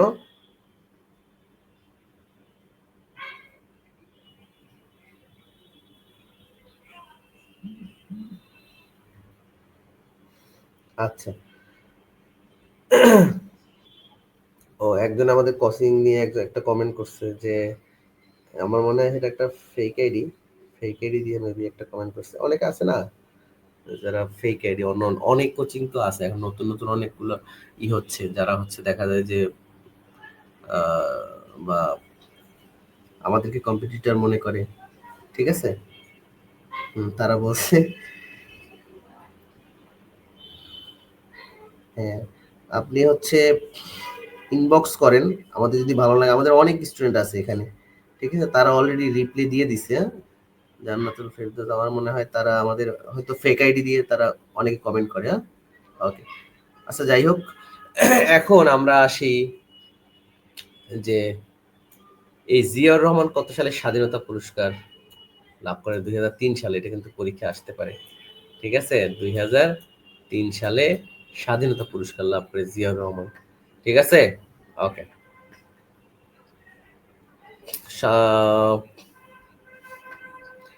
আর আগামীকাল কিন্তু 26শে মার্চ, মানে আজকের যে দিনটা, এই দিনটা হচ্ছে কি একটা কালো রাত যেটাকে বলে। এই যে আজকে এখন আমরা ক্লাস নিচ্ছি, সো 1971 সালে, 1971 সালে 1971 সালে কি হয়েছিল এই দিনে, যে যে অপারেশনটা হয়েছিল আজকের রাতে, পাকিস্তানি হানাদার বাহিনীরা বাংলাদেশের রাজাকার আল বদরিদের সাথে মিলে যে হত্যাকাণ্ড চালিয়েছিল, এটার নাম কি, এই অপারেশনটার নাম কি? Operation search light, operation search light. আজকের দিনটা, আজকের রাতটা খুবই আমাদের জন্য একটি কালো রাত, তাই না? একটি কালো রাত। সো কিছু গুরুত্বপূর্ণ এমসিকিউ বলে দিচ্ছি স্বাধীনতা দিবসের জন্য। আর আজকের রাতে যে পাকিস্তানি হানাদার বাহিনীরা যে ঘুমন্ত বাঙালিদের উপরে হত্যাযজ্ঞ চালিয়েছিল, ইতিহাসের বর্বরতম হত্যাযজ্ঞ, তো আজকের পরেই এই যে 26শে মার্চ রাত 12টার পরেই 26শে মার্চ শেখ মুজিবুর রহমানকে যখন পাকিস্তানে, পূর্ব পাকিস্তানে ধরে নিয়ে যায়, তারপরে হচ্ছে স্বাধীনতার ঘোষণা দিয়েছিলেন মেজর জিয়াউর রহমান। মেজর জিয়াউর রহমান, পরীক্ষায় আসতে পারে স্বাধীনতার ঘোষককে মেজর জিয়াউর রহমান। প্রত্যেকটা বইয়ে কিন্তু আপডেট করা হয়েছে ভাই, আওয়ামী লীগ সরকার আসার পরে তার নামটা বাতিল করে দিয়েছিল। সেটা কিন্তু পরীক্ষা আসবে 26শে মার্চ। তিনি স্বাধীনতার ঘোষণা দেন চট্টগ্রামের কালুরঘাট বেতার কেন্দ্র থেকে, চট্টগ্রামের কালুরঘাট বেতার কেন্দ্র থেকে। এখন এখান থেকে আরো অনেক প্রশ্ন আসে, যে অপারেশন সার্চ লাইট, ঠিক আছে, এইটা নিয়ে পরীক্ষার প্রশ্ন আসে। তারপর আসে যে এই দিন সর্বপ্রথম পাকিস্তানি হানাদারদের বিরুদ্ধে যে প্রথম প্রতিরোধ কোথায় গড়ে তোলা হয়? প্রথম যে প্রতিরোধ সেটা হচ্ছে রাজারবাগ, তৎকালীন ইপিআর, ইস্ট পাকিস্তান রাইফেলস, বর্তমানে যে বিজিবি, তার ওই পাকিস্তান পিরিয়ডের নাম ছিল ইপিআর বা east Pakistan rifles. East Pakistan রাইফেলসের পরবর্তী নাম হয় পাকিস্তান রাইফেলস। পাকিস্তান রাইফেলস এর পরে নাম হয় বিডিআর, তারপরে নাম হয় বিজিবি বর্তমানে। ওকে, সো অনেকবার কিন্তু এই নামগুলো পরিবর্তন হয়েছে, বর্তমানে থেকে বিজিবি বা বর্ডার গার্ড বাংলাদেশ এবং রাজারবাগ পুলিশ লাইন্স, এই দুইটা জায়গা থেকে সর্বপ্রথম পাকিস্তানি হানাদারদের বিরুদ্ধে কি প্রতিরোধ গড়ে তোলা হয়। ক্লিয়ার? ওকে, প্রতিরোধ গড়ে তোলা হয়, এই বিষয়গুলো কিন্তু আপনারা জানেন, এখান থেকে কিন্তু পরীক্ষায় আসতে পারে, এখান থেকে কিন্তু পরীক্ষায় আসতে পারে। ক্লিয়ার? সো এগুলো পড়বেন। পাশাপাশি আমাদের প্রচুর পরিমাণে আমাদের যে গার্ডিয়ান সিনিয়র স্টাফ নার্স যে নিয়োগ গাইডটা আছে, এখানে প্রচুর পরিমাণে পরীক্ষায় আসার মতো প্রশ্ন দেওয়া আছে। দেখেন, জুলাই 24 স্কয়ার কোথায় অবস্থিত? জাতীয় কবি কাজী নজরুল ইসলাম বিশ্ববিদ্যালয়, ময়মনসিংহ, ঠিক আছে? জাতীয় ভোটার দিবস পালন করা হয় 2রা মার্চ। এই 2রা মার্চ হচ্ছে আর একটা দিবস, সেটা হচ্ছে কি পতাকা উত্তোলন দিবস। এই 2রা মার্চ কি হয়, বাংলাদেশে 1971 সালে 2রা মার্চ এই দিন প্রথম পতাকা উত্তোলন করেন কে? আসম আব্দুর রব। কোথায় উত্তোলন করেন? এই আসম আব্দুর রব কোথায় উত্তোলন করেন? উত্তোলন করে তৎকালীন ঢাকসুর বিপি, তৎকালীন ঢাকা বিশ্ববিদ্যালয়ের ছাত্র সংসদের বিপি আসম আব্দুর রব সর্বপ্রথম 2রা মার্চ জাতীয় পতাকা উত্তোলন করেন ঢাকা বিশ্ববিদ্যালয়ের কলা ভবনের বটতলায়। ওই বট গাছটা এখনো আছে, ঠিক আছে? ওই বট গাছটা এখনো আছে। পরীক্ষা আসতে পারে মরণোত্তর স্বাধীনতা পদক পুরস্কার 2025 পাচ্ছেন কে? আবরার ফাহাদ। দেখছেন, সর্বশেষ আপডেট গুলো আমাদের এখানে দেয়া আছে। ওকে, আচ্ছা, এগুলো কিন্তু পরীক্ষায় আসবে, ঠিক আছে? এই দেখেন, জাতীয় পতাকা দিবস কবে? 2রা মার্চ। এই তো সর্বপ্রথম যে জাতীয় পতাকা উত্তোলন করা হয়, এবং ওই পতাকার ডিজাইনারকে, সর্বপ্রথম পতাকার ডিজাইনারকে সবাই একটু কমেন্টে জানান। সর্বপ্রথম পতাকার ডিজাইনারকে? ধীরেন্দ্রনাথ দত্ত, ঠিক আছে? সরি, শিবনারায়ণ দাস, শিবনারায়ণ দাস। আর বর্তমান যে পতাকা, কামরুল হাসান, তাই না? ওকে।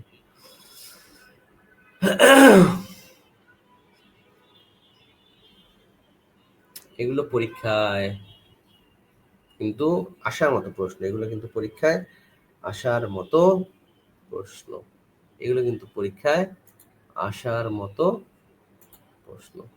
ঠিক আছে, ওকে। আচ্ছা, আপনাদের ক্লাসটা কেমন লাগলো সবাই একটু কমেন্টে জানান। ভালো লাগলে অবশ্যই কমেন্টে জানান ক্লাসটা কেমন লাগলো। ক্লাসটা কেমন লাগলো সবাই কমেন্ট করেন, কমেন্টে জানিয়ে দেন আজকে ক্লাসটা আপনাদের কেমন লাগলো। সবাই এক কথা একটু কমেন্টে জানিয়ে দেন আজকে ক্লাসটা আপনাদের কেমন লাগছে, কারণ পরীক্ষা কিন্তু এখান থেকে আসবে, গ্যারান্টি দিয়ে বলতে পারি। এইটা কিন্তু পরীক্ষায় বিশ্বের প্রথম এআই শিশুর নাম কি? টং টং। টং টং হচ্ছে বিশ্বের প্রথম এআই শিশু। ওকে। এই বৈষম্যবিরোধী ছাত্র আন্দোলনের উদ্যোগে নতুন রাজনৈতিক দলের নাম কি? জাতীয় নাগরিক পার্টি বা এনসিপি। এই বাংলাদেশে প্রথম টানেল কোন নদীর তীরে তলদেশে অবস্থিত? কর্ণফুলী নদীর। ঠিক আছে, সব আপ টু ডেট দেওয়া আছে, সব আপ টু ডেট দেওয়া আছে। 2024 সালে গণতন্ত্র সূচকে বাংলাদেশের অবস্থান কত? 100তম। ঠিক আছে, 100তম। 2023 সালে ছিল 75। নামতেছে তাই না? গণতন্ত্র, গণতন্ত্র, আর এটা যে গণতান্ত্রিক বাংলাদেশ। ঠিক আছে, ওকে। এগুলা পরীক্ষায় আসবে, এগুলা পরীক্ষায় আসবে। এই আলেকজান্ডারের আগমন, আলেকজান্ডার হচ্ছে গ্রিসের অধিবাসী। আলেকজান্ডার কি? মেসিডোনিয়ার রাজা। প্রথম আক্রমণ করা কি? হিন্দুকুশ পর্বত। ভারতের আক্রমণের সৈন্য সংখ্যা ছিল 40,000। আলেকজান্ডারের গৃহ শিক্ষক ছিল কে? এরিস্টটল। ঠিক আছে, এগুলো কিন্তু খুব আপনার খুব শর্টকাট করে যেগুলো আছে এগুলো পড়ে নেবেন না, পরীক্ষায় আসলে এখান থেকে আসবে। তারপর আমরা কিছু বড় করে বিস্তারিত রাখছি। পাল বংশের পরীক্ষা আসে যে পাল বংশের শেষ রাজার নাম কি? ঠিক আছে, শেষ রাজা হয়েছে কি?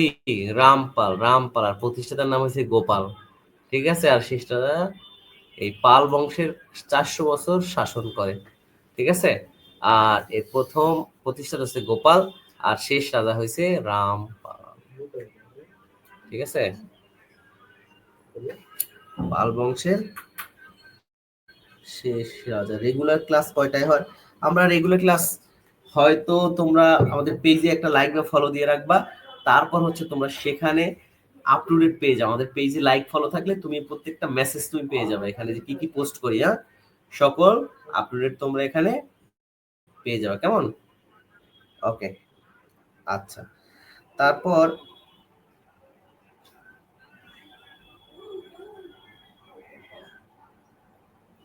ওকে, তারপর দেখো, এইটা কিন্তু পরীক্ষায় আসে, এটা কিন্তু পরীক্ষায় আসে যে বিভিন্ন শাসন আমলে বাংলাদেশের রাজধানী কোথায় ছিল?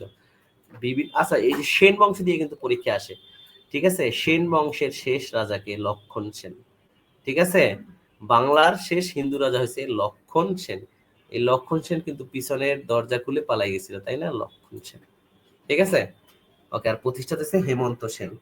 ঠিক আছে, এটা কিন্তু পরীক্ষায় এই এমন করে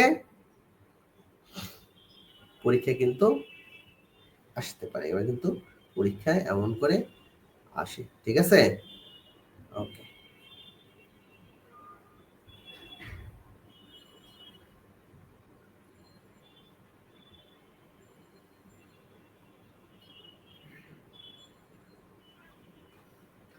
ওকে। আচ্ছা, তারপরে চলে যাই। দেখো বিভিন্ন এটা এখান থেকে পরীক্ষা আসবে। ক্লাসটি তোমাদের কেমন লাগছে সেটা একটু কমেন্টে জানিয়ে দাও। তোমরা যারা যারা ক্লাসটি করছো এই মুহূর্তে, ক্লাসটা সবাই একটু কমেন্টে জানাও ক্লাসগুলো, আমাদের ক্লাসগুলো কেমন লাগে। মাহমুদা মহুয়া বলছে রেগুলার। আজকে ক্লাসে একবারে নতুন কারা, নতুন কারা একটু কমেন্টে জানাও। যে বিভিন্ন শাসন আমলে বাংলার রাজধানী, দেখো এই মৌর্য বংশের রাজধানী ছিল গৌড়, গুপ্ত বংশের সময় ছিল গৌড়, গৌড়, তারপর কি কি আছে, পাটালি পুত্রী ছিল কি চন্দ্র মৌর্য শাসন আমলে। আচ্ছা, তারপর কি আছে দেখো, ঈশাখার সময় ছিল সোনারগাঁও। পরীক্ষা আসতে পারে সোনারগাঁও কার শাসন আমলে বাংলার রাজধানী ছিল? ঈশাখা। পুণ্ড জন জনপদ ছিল কি? পুণ্ডবর্ধন বা মহাস্থানগড়। ঠিক আছে, মহাস্থানগড় কোথায় অবস্থিত তোমরা একটু কমেন্টে জানাও। মহাস্থানগড় বগুড়ায় অবস্থিত। লক্ষণ সেনের সময় বাংলার রাজধানী ছিল নদিয়া বা নবদ্বীপে। আর গুপ্ত রাজবংশ বিদিশা। আচ্ছা, এগুলো পরীক্ষায় কিন্তু আসবে, এগুলো কিন্তু পরীক্ষায় আসবে। ঠিক আছে, ওকে, তো এখন আমরা উম, এই যে ব্রিটিশ ভাইসরয়দের মধ্যে যে গুরুত্বপূর্ণ যারা আছে, এর মধ্যে হচ্ছে এই যে লর্ড কার্জন। এই Lord Curzon important because of এই লর্ড কার্জন কি করছে, বঙ্গভঙ্গ করছিল। বঙ্গভঙ্গ কি করছে, বাংলাকে দুই ভাগে ভাগ করছিল, ঠিক আছে? বাংলাকে দুই ভাগে ভাগ করছিল 1905 সালে। পরীক্ষা আসতে পারে বঙ্গভঙ্গ কত সালে হয়, 1905 সালে। এবং এই বঙ্গভঙ্গ থেকে কিন্তু বাঙালি জাতির যে ইতিহাস, এই ইতিহাস তৈরি হয়েছে, ঠিক আছে? বঙ্গভঙ্গ থেকেই বাঙালি জাতির ইতিহাস তৈরি হয়েছে, ঠিক আছে? আর এই দেখো, নতুন বাংলা প্রদেশের রাজধানী ছিল ঢাকা। বুঝতে পারছো? কারণ হচ্ছে এই বঙ্গভঙ্গ হওয়ার ফলেই কিন্তু ঢাকা বাংলার রাজধানী হয়। সো এই সময় থেকেই মূলত এই 1905 থেকেই বাংলার যে ইতিহাস, আধুনিক ইতিহাসটা ধরা হয়, ঠিক আছে? 1971 না, 1905 সাল থেকে। তারপর এই যে আহ, এবং এই লর্ড কার্জনের নামে একটা ঢাকা বিশ্ববিদ্যালয়ের একটা হল আছে, সেটার নাম কি হচ্ছে, কার্জন হল। সেটার নাম হচ্ছে কি, কার্জন হল, ঠিক আছে? এটার নাম হচ্ছে কি, কার্জন হল। তারপরে লর্ড হার্ডিংস কি করে, লর্ড হার্ডিংস ব্রিজ নামে একটা সিলেটে একটা ব্রিজ আছে, ঠিক আছে? এই যে তোমরা যে সিলেটে কে কে আসো কমেন্টে জানাও। বঙ্গভঙ্গ রদ করে দেন আবার 1911 সালে। এটা পরীক্ষা আসতে পারে যে কত সালে বঙ্গভঙ্গ হয়, 1905 সালে। আর এটা রহিত করা হয়, এই বঙ্গভঙ্গ কেন করা হয় তোমাদের অনেকের মনে না থাকতে পারে। এই বঙ্গভঙ্গ করা হয় যেহেতু এই বাংলাটা ছিল অনেক বড়, যেমন ওদিকে কলকাতার ওই পারটা, এদিকে যে সেভেন সিস্টার যেগুলো আছে, বাংলা, বিহার, উড়িষ্যা, সবকিছু এটাকে আলাদা, কারণ অনেক বড় একটা রাজ্য ছিল যেখানে প্রশাসনিক কাজ করাটা অনেক বেশি কঠিন ছিল। যেন লর্ড কার্জন কি করছিল, যে প্রশাসনিক কাজগুলোকে সহজ করার জন্য বাংলাকে দুই ভাগে ভাগ করে দেয়, ঠিক আছে? একটা পশ্চিম, একটা পূর্ব। ক্লিয়ার? ওকে, আচ্ছা, ক্লাসগুলো তোদের কেমন লাগে একটু কমেন্টে জানাও সবাই। আর কাজ আজকে ক্লাসটা কারা কারা শেয়ার করছো একটু কমেন্ট করে লিখে যাও যে শেয়ার করছো কারা কারা। ওকে, এই এইটা প্রশ্ন সবসময় বেশি আসে। বাংলা সনের প্রবর্তককে, বাংলা সনের প্রবর্তককে, বাংলা সনের প্রবর্তককে? সম্রাট আকবর। দেখো, বিখ্যাত পর্যটক ইবনে বতুতা কত সালে সোনারগাঁও ভ্রমণ করেন? এটা হচ্ছে 1346 সালে। মুঘল সম্রাট, দেখো, কোন মুঘল সম্রাট বাংলার নাম দেন জান্নাতবাদ? কোন মুঘল সম্রাট বাংলার নাম দেন? ভাইয়া আমি তো পেইড ব্যাচে ভর্তি হয়েছি। ও, ফেসবুক পেজে তোমাকে বলছি আমাকে একটু হোয়াটসঅ্যাপে নক দিতে, তাহলে আমি তোমাকে হচ্ছে, তোমার ফেসবুক আইডির নাম হচ্ছে কোচি ওঝা। তুমি রিকোয়েস্ট পাঠাইছো কিনা একটু আমাকে কমেন্টে জানাও, তাহলে আমি তোমাকে এখনই অ্যাড করে দিচ্ছি, ঠিক আছে? এই ক্লাসের পরেই তোমাকে আমি অ্যাড করে দেবো। আর তোমরা যারা নতুন করে আমাদের কাছে ভর্তি হতে চাও তোমরা কমেন্টে জানাও। জান্নাতবাদ নাম দেন হচ্ছে হুমায়ুন, হুমায়ুন, ঠিক আছে? হুমায়ুন, ঠিক আছে? ওকে, ক্লাস ভালো লাগে, থ্যাংক ইউ সো মাচ। যাদের ক্লাসটা করো, তোমরা কারা কারা ক্লাসটা শেয়ার করছো তোমরা কমেন্টে জানাও, ঠিক আছে? ওকে,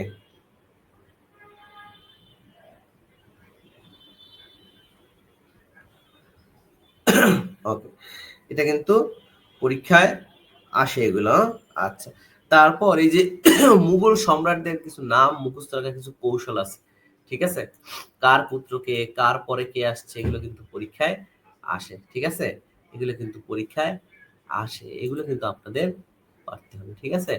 এগুলো কিন্তু আপনাদের পারতে হবে। ওকে, আচ্ছা, তারপরে দেখেন, একটু আপনাদেরকে একটা জিনিস দেখাই, দেখি লেখা যায় কিনা, তাইলে পারবেন। আচ্ছা, দেখি লেখা যায় কিনা। একটা একটা টেকনিক আছে, এই টেকনিকটা হলে আপনারা সবাই কি করতে পারবেন, আপনারা সবাই হচ্ছে কি, আপনাদের একটা সূত্রের মাধ্যমে একটু পড়াই দিই, হ্যাঁ? এটা হইলো বাবার হইলো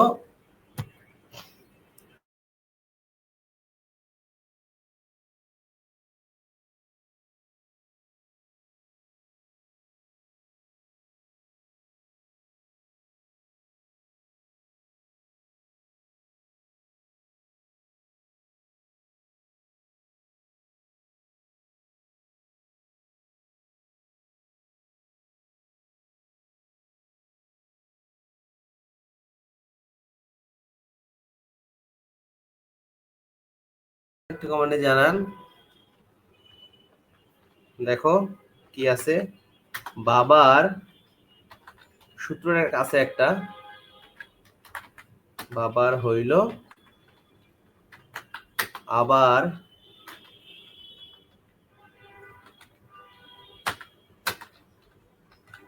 কে পারো এই সূত্রটা?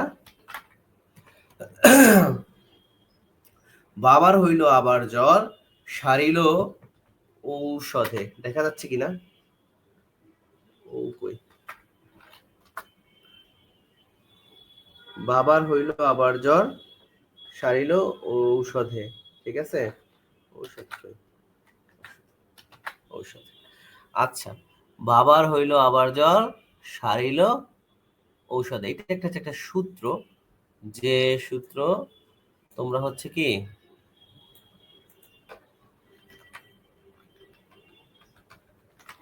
আচ্ছা, এটা কি বড় হচ্ছে না? হবে, বড় হবে। আচ্ছা, সো দেখো এটা দিয়ে হচ্ছে তোমাদেরকে একটু মুখস্থ করাই দেব, যে এই বাবার মানে কি হচ্ছে, বাবার মানে হচ্ছে বাবর। ঠিক আছে, এই যে টেকনিকটা আছে, এই টেকনিকটা তোমাদের সবার জানা প্রয়োজন। এই টেকনিকটা তোমরা কে জানো একটু কমেন্টে জানাও। হ্যাঁ হ্যাঁ, বাবার হইল, দেখা যায় না কেন? তোমরা কি দেখতে পাচ্ছ না? হ্যাঁ হ্যাঁ, আমি তো এখানে দেখতে পাচ্ছি। ওকে, আচ্ছা দেখি আমি একটু, বাবার হইল আবার জ্বর, সারিল ঔষধে। আচ্ছা, এখন দেখা যাবে, এখন আশা করি দেখা যাবে। এই যে এখন দেখতে পাচ্ছ কিনা একটু জানাও। বাবার হইল আবার জ্বর, সারিল, আচ্ছা দেখা যাচ্ছে না, সরি সরি।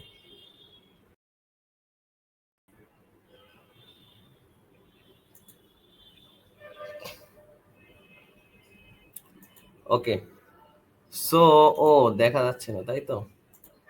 আচ্ছা, একটু নেটওয়ার্ক প্রবলেম হয়েছিল তো এই জন্য চলে গেছিল। হাইট,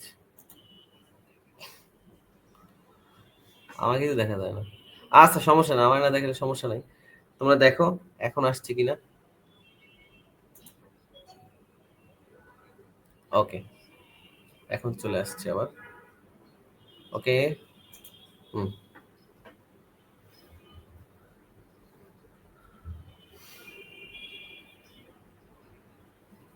এখন দেখ, এই বাবার হইলো আবার যায়, বাবার মানে হচ্ছে বাবর, বাবার মানে হচ্ছে সম্রাট বাবর, আর হইল মানে হলো হুমায়ুন, হইল মানে হচ্ছে হুমায়ুন। ঠিক আছে, আবার মানে হলো আকবর। দ্যাট মিনস এই বাবর দিয়ে হচ্ছে মুঘল সম্রাট শুরু, বাবর, তারপরে হুমায়ুন, হুমায়ুনের পুত্র আকবর। ঠিক আছে, তারপর কি জর্মানের সম্রাট জাহাঙ্গীর। ঠিক আছে, সারিল মানে হচ্ছে শাহজাহান, আর ঔষধে মানে হচ্ছে কি আওরঙ্গজেব। ঠিক আছে, আওরঙ্গজেব। ক্লিয়ার? ওকে, এগুলো এগুলো কিন্তু পরীক্ষায় আসতে পারে। ক্লিয়ার? এখন আশা করি দেখা যাচ্ছে তাই না?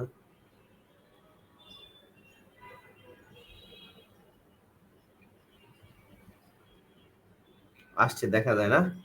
ওকে, সো এগুলো কিন্তু পড়তে হবে। বাংলায় ইউরোপীয় বণিকদের, সরি, বাংলায় ইউরোপীয়, বাংলায় ইউরোপীয় বণিকদের মধ্যে প্রথম এসেছিল কে? প্রথম এসেছিল হচ্ছে পর্তুগিজরা।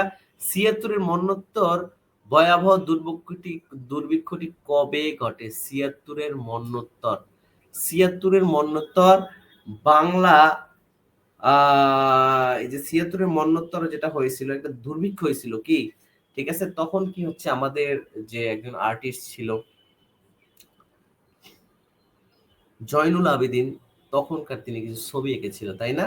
মানুষ এবং কাক একসাথে খাবার খাচ্ছে, এগুলো। এখন তোমাকে, আচ্ছা একজন বলছে আবার বলেন, যে বাবার হইল আবার জ্বর, বাবার একটা যে মুঘল সম্রাটদের যে বংশগতি, এদের যে সম্রাটদের নাম মুখস্থ রাখার জন্য একটা সূত্র আছে, বাবার হইল আবার জ্বর, সারিল ওষুধে। বাবার মানে হচ্ছে বাবর, আবার মানে হচ্ছে আকবর, সরি, বাবার হইল, হইল মানে হুমায়ুন, বাবার মানে হচ্ছে বাবর, হইল মানে হুমায়ুন, আবার মানে হচ্ছে আকবর।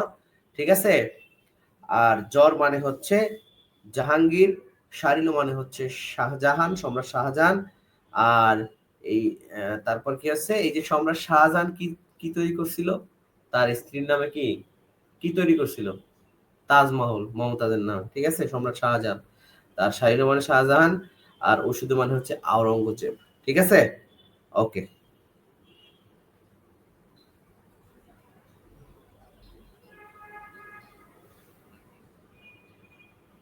আচ্ছা। এখন এই যে ৭৬-এর মন্বন্তর, এখন তোমরা বলো এই ৭৬-এর মন্বন্তর ইংরেজি কত সালে হয়েছিল? ঠিক আছে,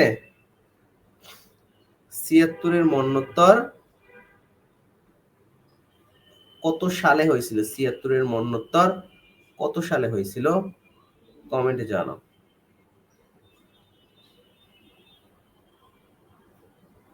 ঠিক আছে, ৭৬-এর মন্বন্তর কত সালে হয়েছিল?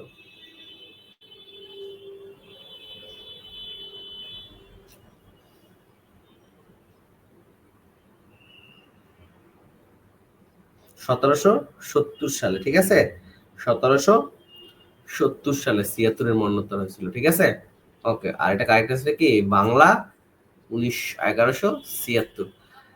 এই যে ব্রিটিশ ভারতের শেষ ভাইসরয়কে, সেটা হচ্ছে কি লর্ড মাউন্ট ব্যাটেন হচ্ছে কি ব্রিটিশ ভারতের শেষ ভাইসরয়, ঠিক আছে।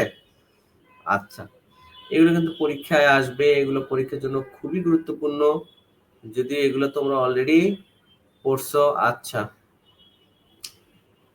হিউজ পরিমাণে আমরা প্র্যাকটিস রাখছি তোমাদের জন্য, যাতে করে তোমরা আর এই বইটা তোমরা যারা নিয়োগ পরীক্ষার জন্য নিতে চাও খুব দ্রুত যোগাযোগ করতে হবে, খুব দ্রুত যোগাযোগ করতে হবে। আর তোমরা যারা আমাদের স্টুডেন্ট, তোমাদের জন্য থাকবে একটু স্পেশাল ডিসকাউন্ট। ক্লিয়ার? ওকে, তারপরে চলে যাচ্ছি। আচ্ছা, আজকের মতো শেষ করবো কিনা। আর আমাদের, আচ্ছা ওটা পরে বলি।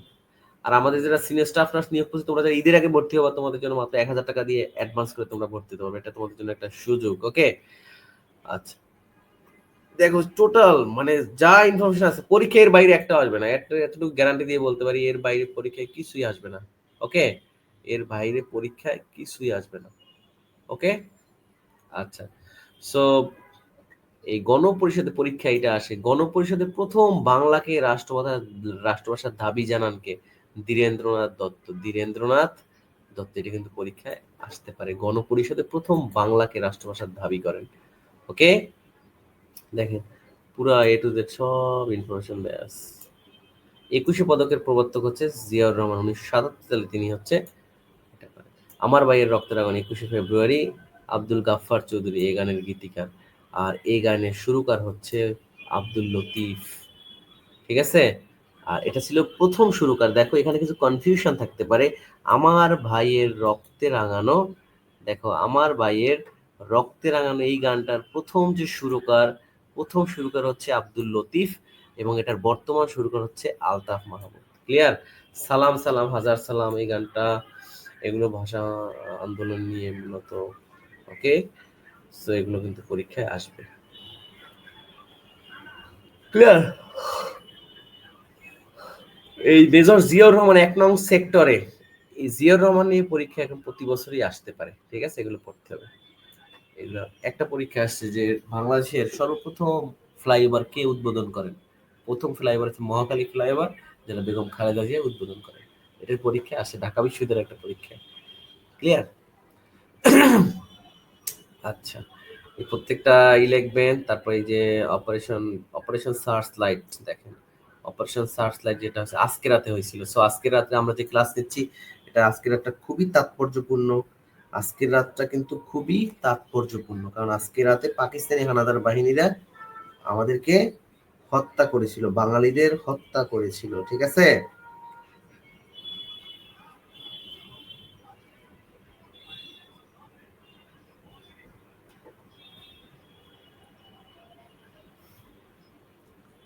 এটা কিন্তু খুবই গুরুত্বপূর্ণ, অপারেশন সার্চ লাইট।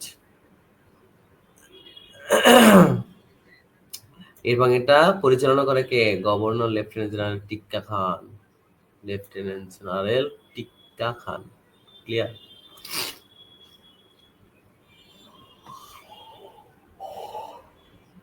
এই স্বাধীনতার ঘোষণা এগুলো দিয়ে কিন্তু পরীক্ষায় প্রশ্ন আসবে, ঠিক আছে? স্বাধীনতার ঘোষণা এগুলো দিয়ে কিন্তু পরীক্ষায় প্রশ্ন আসবে, ঠিক আছে? আচ্ছা, ওকে। সো চলে যাচ্ছি আমাদের পরের প্রশ্ন। এগুলো কিন্তু পরীক্ষা আসবে।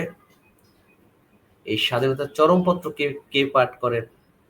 আব্দুল মান্নান। এগুলো পরীক্ষা আসবে, হ্যাঁ? আচ্ছা, চরমপত্র। আচ্ছা, সো চলে যাচ্ছি।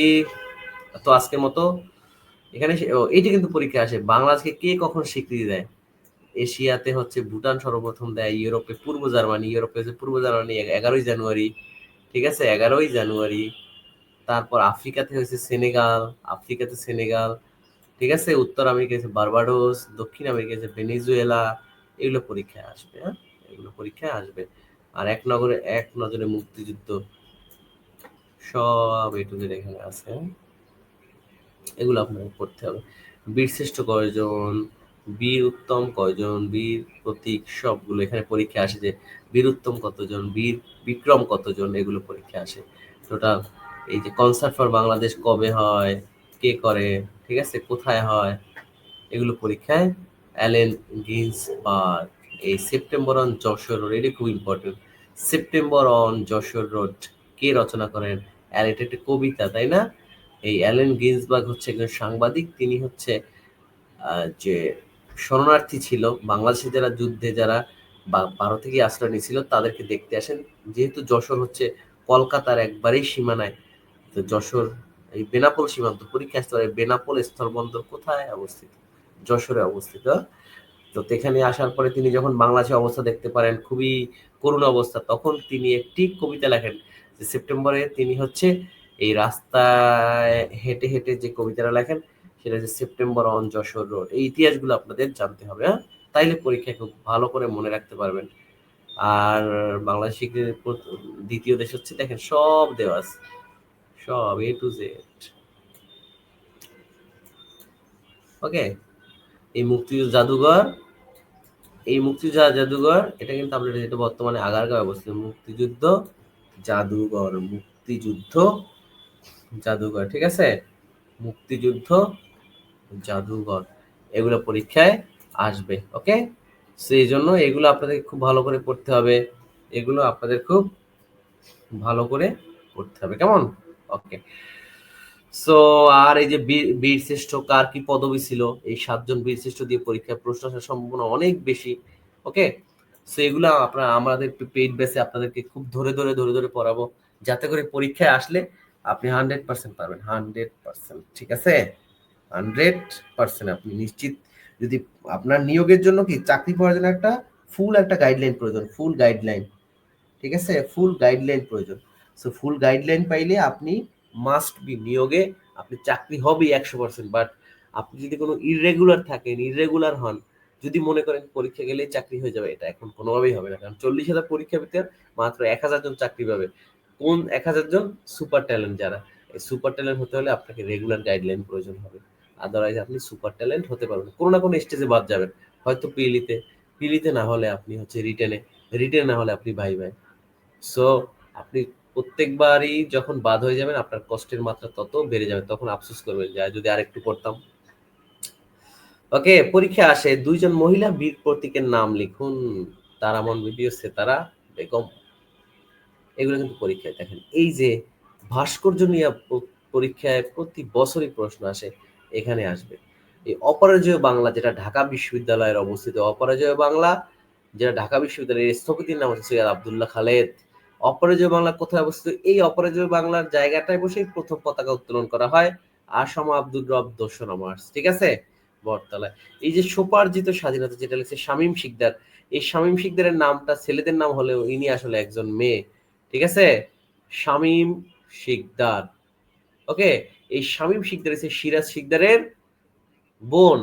সিরাজ শিকদারকে সিরাজ শিকদারকে বলা হয় লাল ঘোড়া। আপনারা গুগলে লাল ঘোড়া লিখে সার্চ দিলেই পেয়ে যাবেন। এই স্বাধীন বাংলায় সর্বপ্রথম বিচার বহির্ভূত হত্যা করা হয় এই সিরাজ শিকদারকে। সিরাজ শিকদার ছিলেন কি সর্বহারা পার্টির একজন সদস্য, মানে সরকারের বিরোধী দল, শেখ মুজিবের বিরোধী দল।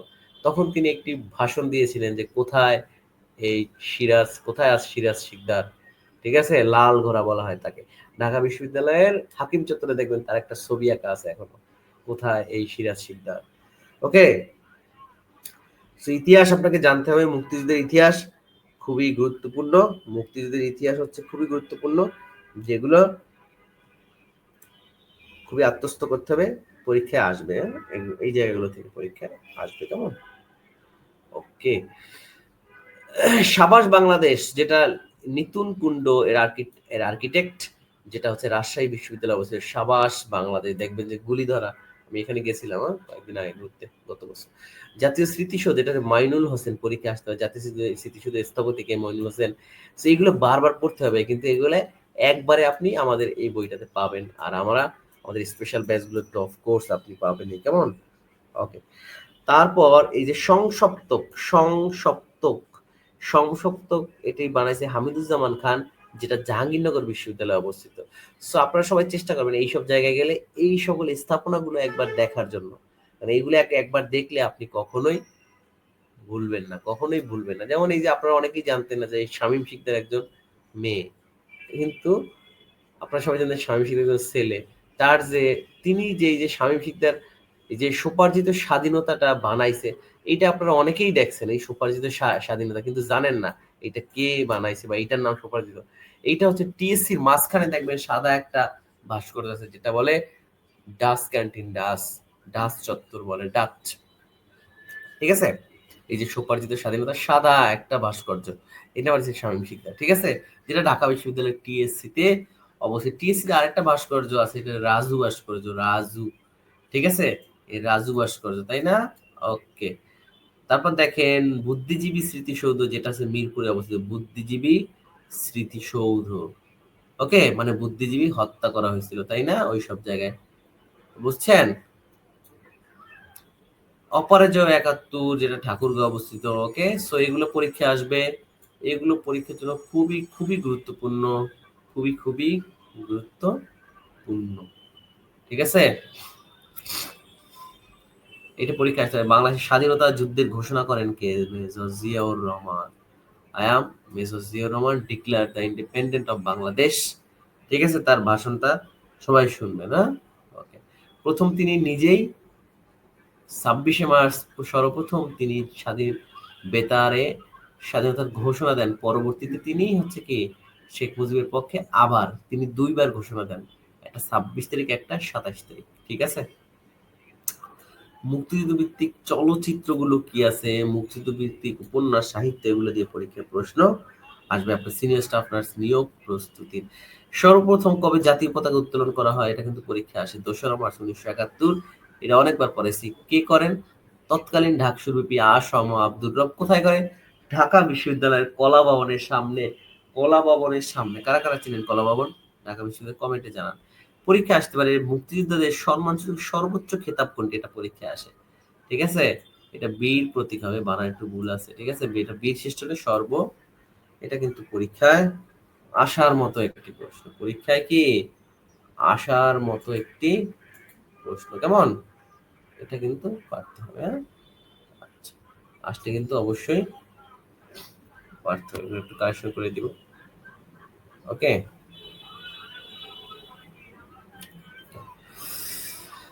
আচ্ছা,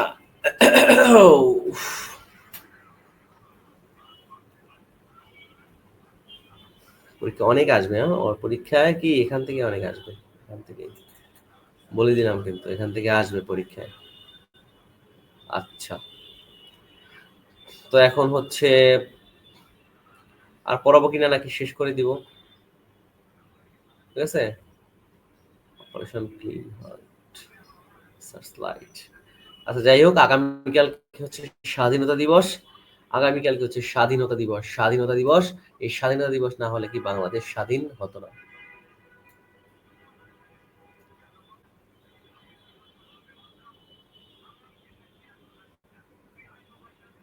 ওকে, আচ্ছা, সো